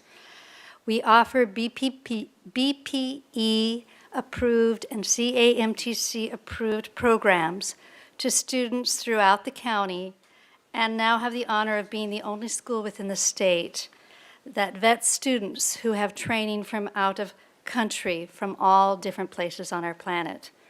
And we vet them to make sure that they know how to work ethically and safely with the public. So several years ago, in my public comment to you, it was on a different topic, ensuring that our telecom ordinance had the capacity to stop the proliferation of irresponsible and unnecessary cell towers. That process took us over a year to accomplish, to fully understand the issues at hand. I encourage you to consider slowing down this process as well to address all the issues that this ordinance pertains to. Santa Barbara has massage establishments that utilize trafficked, untrained, and indentured servants who are known to cause injury to their patrons, as well as brothels with massage as a cover for illicit activity. The question I have been asking for years is, why is our law enforcement turning a blind eye to this activity? And the answer I have received thus far from law enforcement prior to this new change in the ordinance was, it's not our priority. So I'm grateful that has now become a priority, and recognize the requirement for state certification will address this as long as the law is enforced. However, it appears the financial burden of stopping trafficked massage establishments and brothels is being carried on the backs of our legally authorized massage practitioners and therapists with sole proprietor and massage establishment permit fees, rather than the establishments who are operating illegally. Why is that?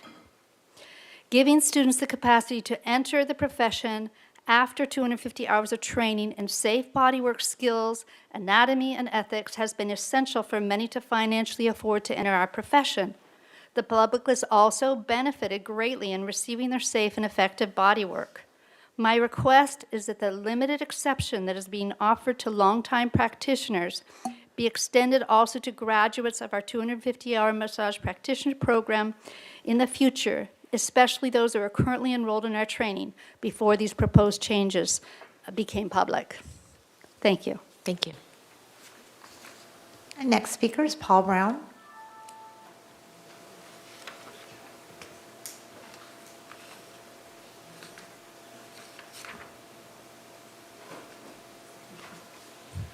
Hi, I'm Paul Brown. Thank you for hearing me. I'm a craniosacral therapist, and I've been doing this for 23 years. And it has nothing to do with massage. They're fully clothed, there's no oils.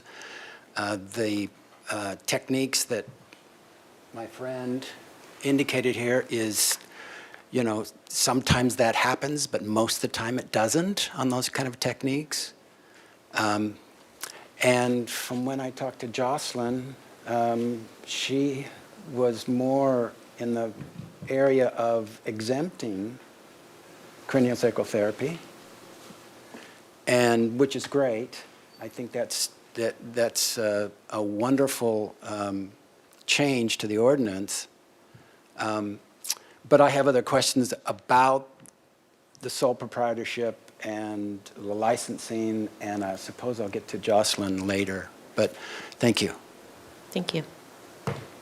Next speaker is Paul Freedom.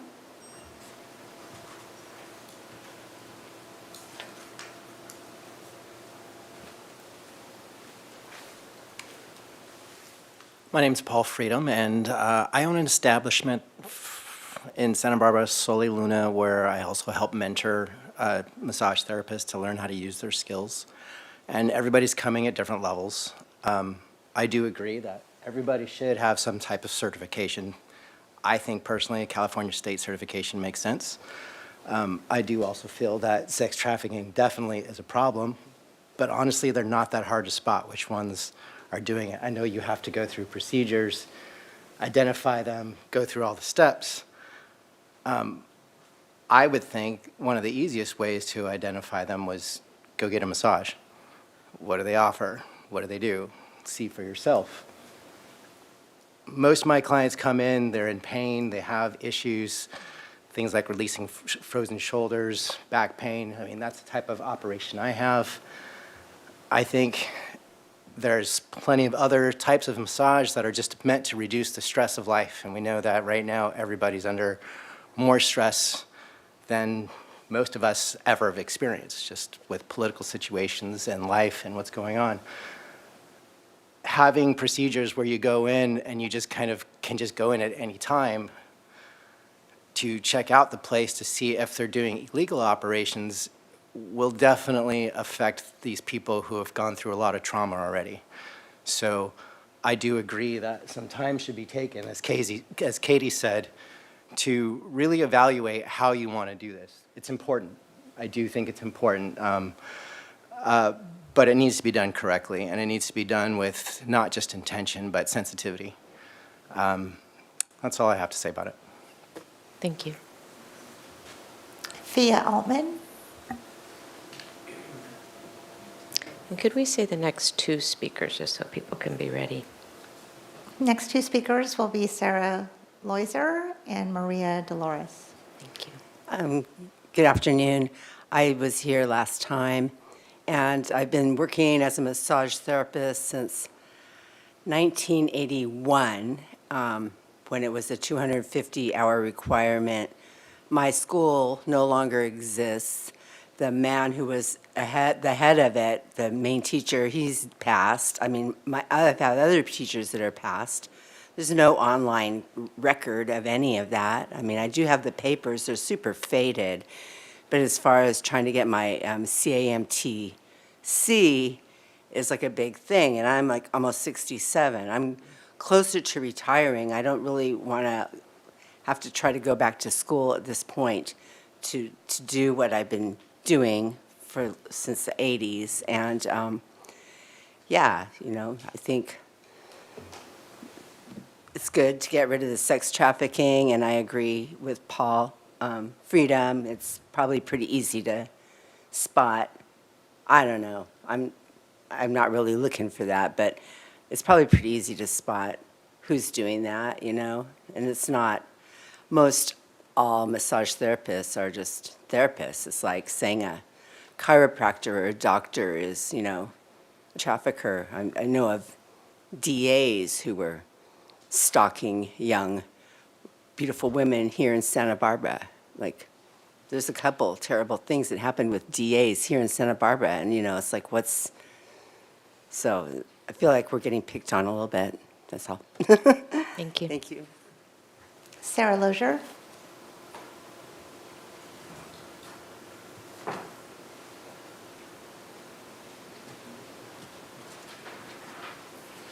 Good afternoon. My name's Sarah Lozier. I am a CAMTC certified massage therapist. I just wanted to voice my concerns over the proposal here because it just feels that it's a very hasty decision to go through with while there are vulnerable people that will have to recover the effects from this ordinance. There's so many different types of people out there who work in the massage industry, and I just feel like slapping this ordinance on people is unfair and unjust.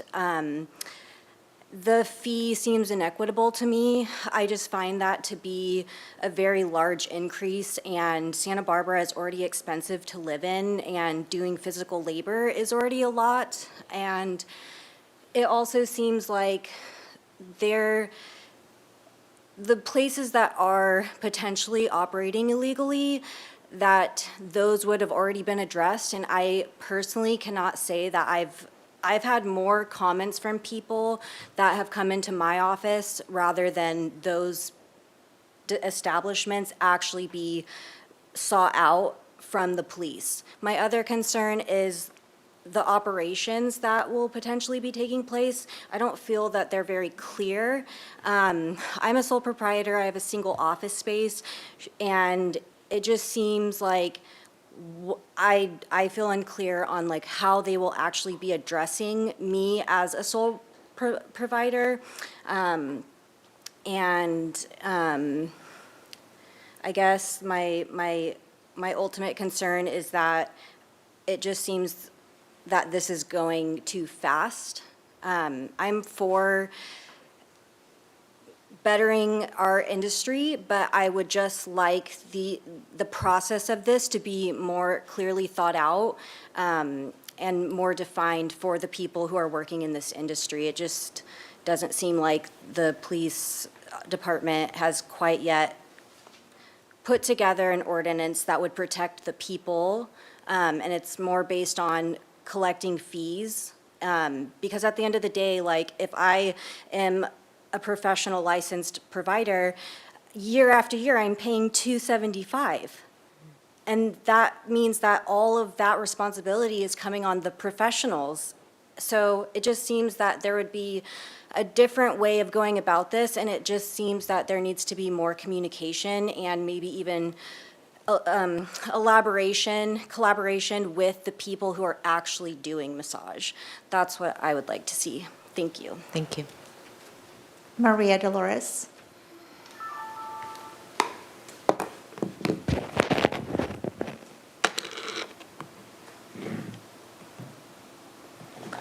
Great, now this is locked. Excuse me. Good afternoon, council members and police organization. I think there's a lot being said already by many people, and I have more questions and comments. I feel like there's a narrative coming into Santa Barbara of protection workers from human trafficking, but I think is really creating a discriminatory feeling of immigrants. Being an immigrant myself, I'm really aware of those power dynamics. And so I just want to bring this to the attention of the council board and the police. It feels like that, having this experience of an immigrant. I have a 250 massage technician training. And my questions are, how can we create a clear picture of this problem in Santa Barbara County? What are the percentages of human trafficking cases in the county involving massage establishments in a specific? How did the city and the police arrive to the conclusion that updating an ordinance will address said human trafficking problems? What are the key protections for the workers on the said human traffic establishments? what are the implications to the people seeking massage, but really going after using prostitution services. The ordinance seems to have so many gray areas, thus problematic the way it's being approached. The issue is more of a criminal justice issue rather than a standard revision to massage therapy in general. I will really implore you to consider this process to be more thought of and with a lot of transparency. Let's not create this narrative of a boogeyman in a situation where we're trying to protect people, not criminalizing them. Thank you. Thank you. We will start with our online speakers. First, we will go with Anna. After Anna will be Walid Afifi. Anna, please go ahead. Thank you. Dear council members, my name is Anna, and I'm here on behalf of 805 and DocuFund, and I am urgently requesting that you vote against this proposed amendments to Chapter 576 of the Santa Barbara Municipal Code. This ordinance, framed as an anti-trafficking measure, will in reality target, criminalize, and severely harm migrant Asian massage workers. The research and lived experiences of workers show that such carceral policies lead to arrest, displacement, and deportations, not to safety. I'm especially concerned about the warrantless inspections. Allowing police raids based on any complaint will exacerbate violence against workers. Allowing law enforcement to enter massage parlor businesses without a warrant puts workers and families at risk, especially when some operate from home. Also, because of due to recent ICE kidnappings, have also further intensified the fear of deportation and law enforcement contact currently impacting our local community. The current process of investigation already allows sufficient time to submit a request for a warrant. This ordinance will disappear vulnerable members of our community into the immigration system, not to help them. I urge you to stand against this harmful policy that makes workers less, not more, safer in our communities. Thank you. Our next speaker is Walid Afifi.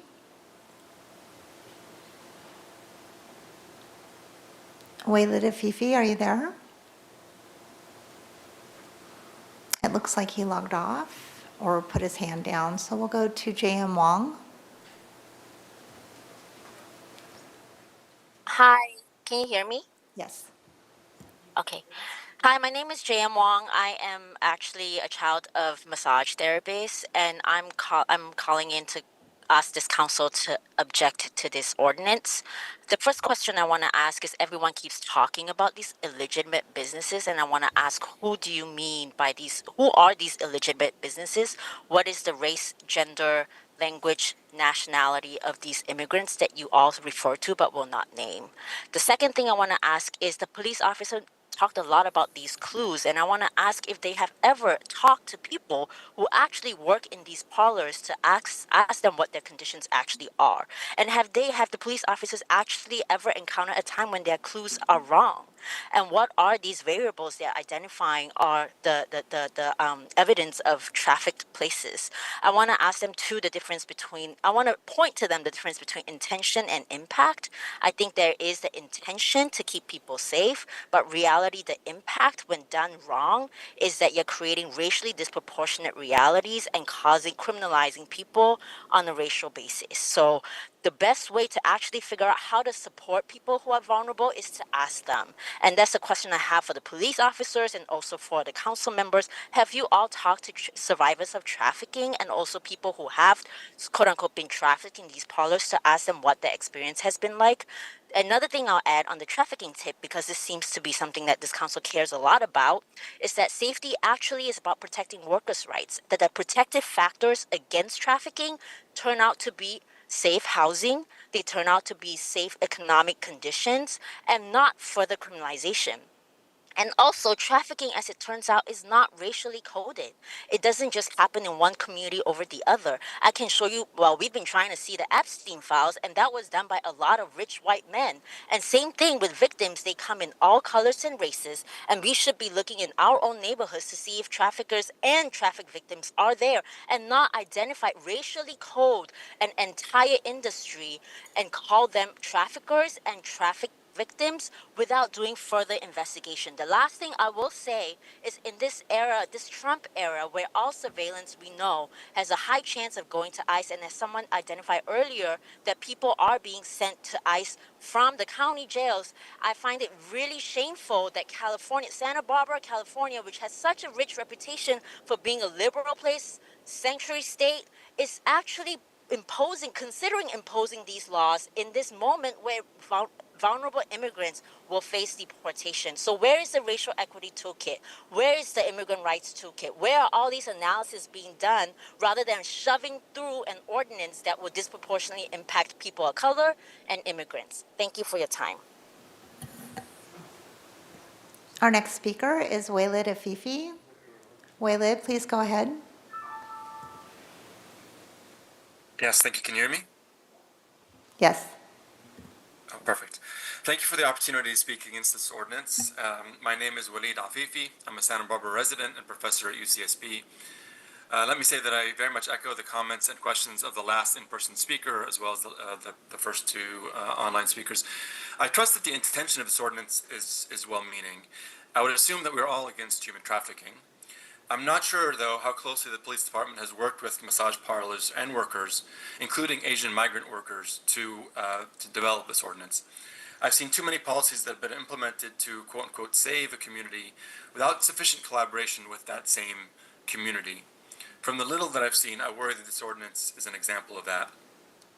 As part of my research on this ordinance, I came across a 2022 report completed with grassroots massage parlor organizations and in close collaboration with Brown University's Human Trafficking Research Cluster within their Center for the Study of Slavery and Justice. That report, written by people strongly committed to ending human trafficking, comes down strongly against ordinances like this. I would urge all committee members to read that report. I would also urge very careful reflection on unintended consequences of this ordinance, consequences that especially impact already vulnerable Asian migrant workers. I especially note a concern with the warrantless inspection. The complaints that trigger those inspections will be weaponized against those migrant workers, with clients who are unwilling to pay or have abused a worker threatening a complaint. So what steps will be taken to protect these workers? The second primary concern is the banning of personal items, which I consider to be deeply problematic as written.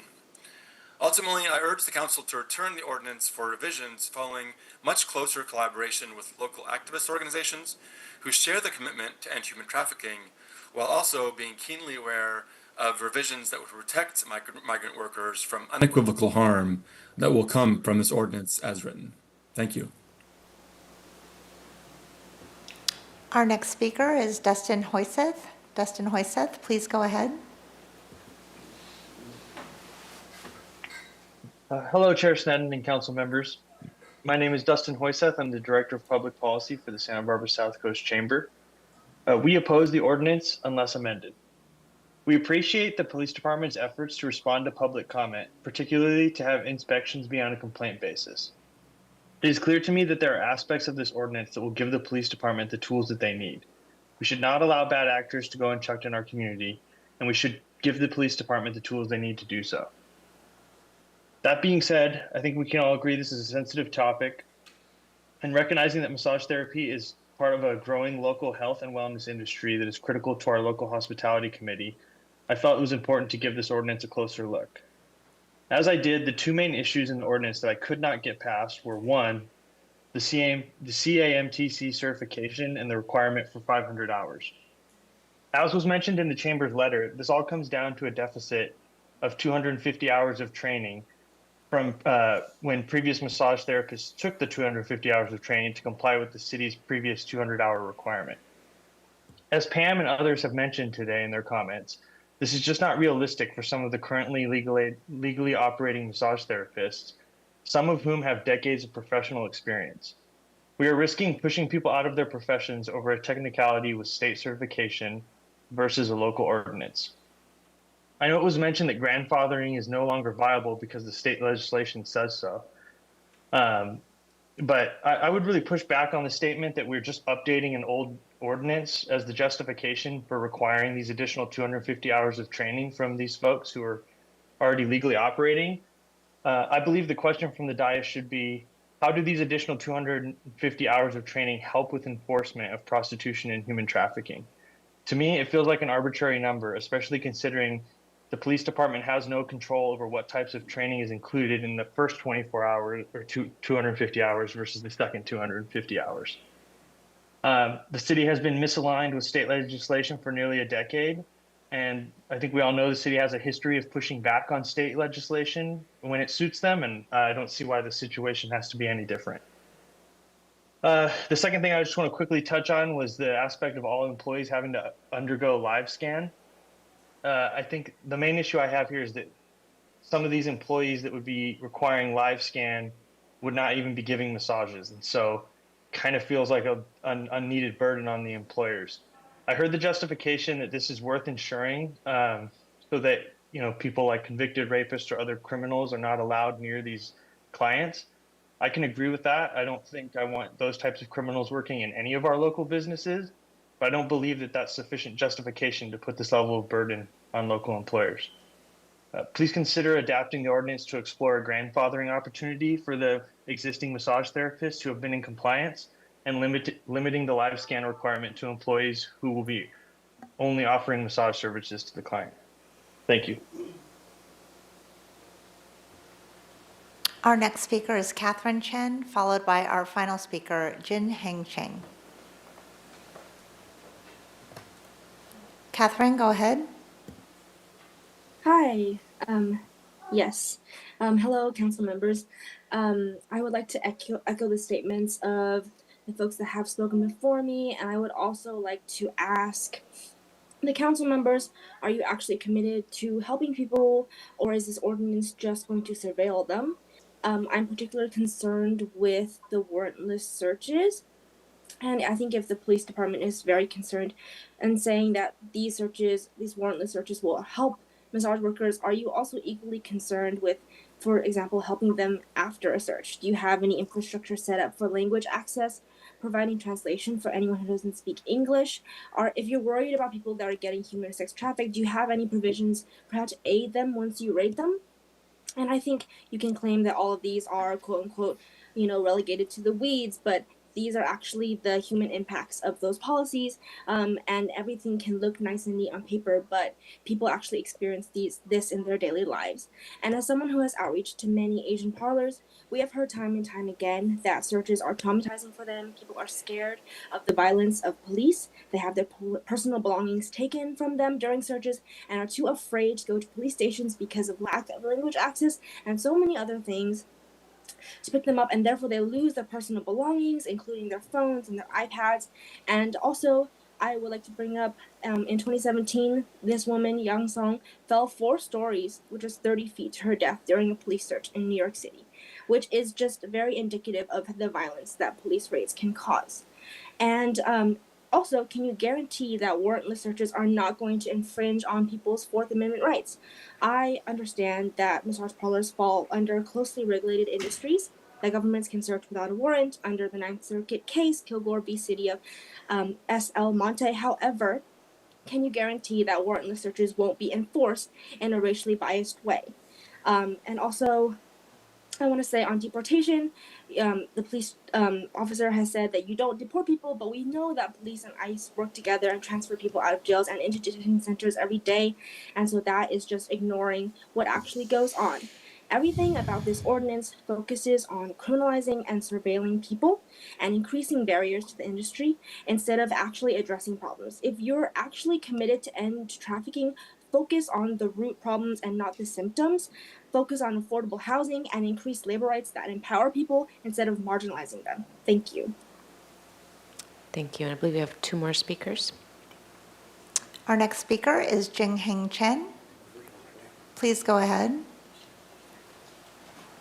Hi, this is Jing Thank you, and I echo the comments that were made earlier by folks who I work with, outreaching to Asian workers and other vulnerable, marginalized massage workers.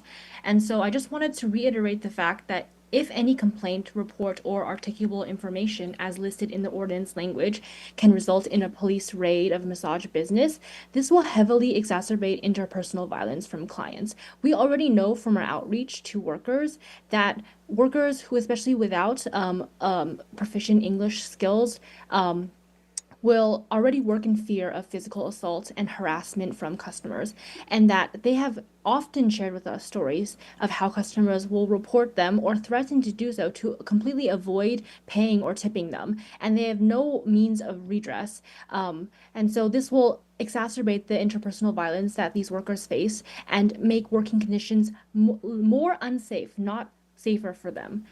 And another thing I want to address is keeping the language that says keeping quote unquote excessive toiletries, other belongings, and the presence of other like bedding, pillows, clothing, etc., making this unlawful in massage parlors. So a common media narrative is to use residents in parlors as evidence for human trafficking. In reality, especially considering the precarious economic situation that we all are facing, workers depend on informal networks to find affordable housing, employment, and community, especially for newer migrants. Criminalizing these networks will further push workers into economic precarity and unsafe working and living conditions. And so this should not be used as a smoking gun for human trafficking. We have talked to so many workers whose workplaces have been raided, and instead of having human trafficking charges as claimed by the police and media, they are left with other charges and fines, and their belongings and cash are confiscated and destroyed, and they're left homeless as well. And so this increases inaccessibility specifically to vulnerable workers. And yeah, I just echo the points that are made, and I want to turn it over to another online speaker waiting. Thank you.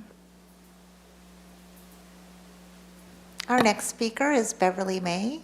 Beverly May, please go ahead. Hello, I'm Beverly May. I'm Director of Governmental Affairs and Human Trafficking with the California Massage Therapy Council.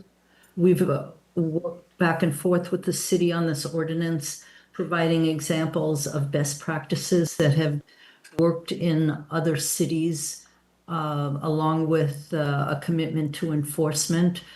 There is room, I think, I've listened to the comments. I think that some of them are worth the city consideration. I think others are misunderstand what's going on. Many times, what CAMTC works with when we assist cities on ordinances, we work very hard to balance respect for the profession and giving the tools to the city to close the illicit establishments. As far as immigration, CAMTC, just like the city, does not look at immigration status. So we will certify people. We don't ask their immigration status. But I do think this ordinance has some good tools and can use a little more review based on some of the comments and requests here. Also in implementation, many cities, local human trafficking victim service organizations, and even bring them out on operations when they do use police operations against the illicit establishments to support the victims. Thank you. And Chair Snedden, we have a final speaker, Rachel Sun. Rachel, please go ahead. Hello, can you hear me? Yes, we can hear you. Hello, I appreciate the opportunity to comment today. I am a social worker who has done extensive organizing and outreach among massage workers for 5 years. I would like to urge the council members to vote no on this proposed ordinance. This is an issue that is important to me in solidarity with the safety of the most vulnerable and marginalized workers in the massage industry. So this ordinance, this approach has well-documented effects of displacement and deportation of massage workers. I can say with confidence that it does not help victims of trafficking or increase safety for massage workers.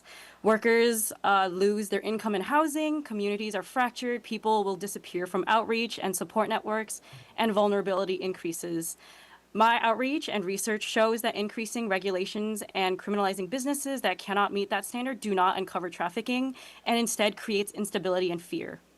I completely understand the concerns around trafficking and safety and am not trying to negate that labor exploitation across all industries exists. I also believe that all workers in the field should be able to practice safely with dignity, including licensed massage therapists and people who, because of structural barriers, are unable to access traditional paths to licensure. However, this ordinance does not substantially or meaningfully help with any of these concerns.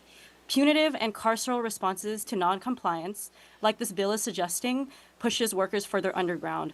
I frequently see instances where an unlicensed massage parlor is robbed or workers are assaulted, and the employees are too afraid to call the police or seek medical help because they are afraid that contact with these institutions will get them arrested or deported.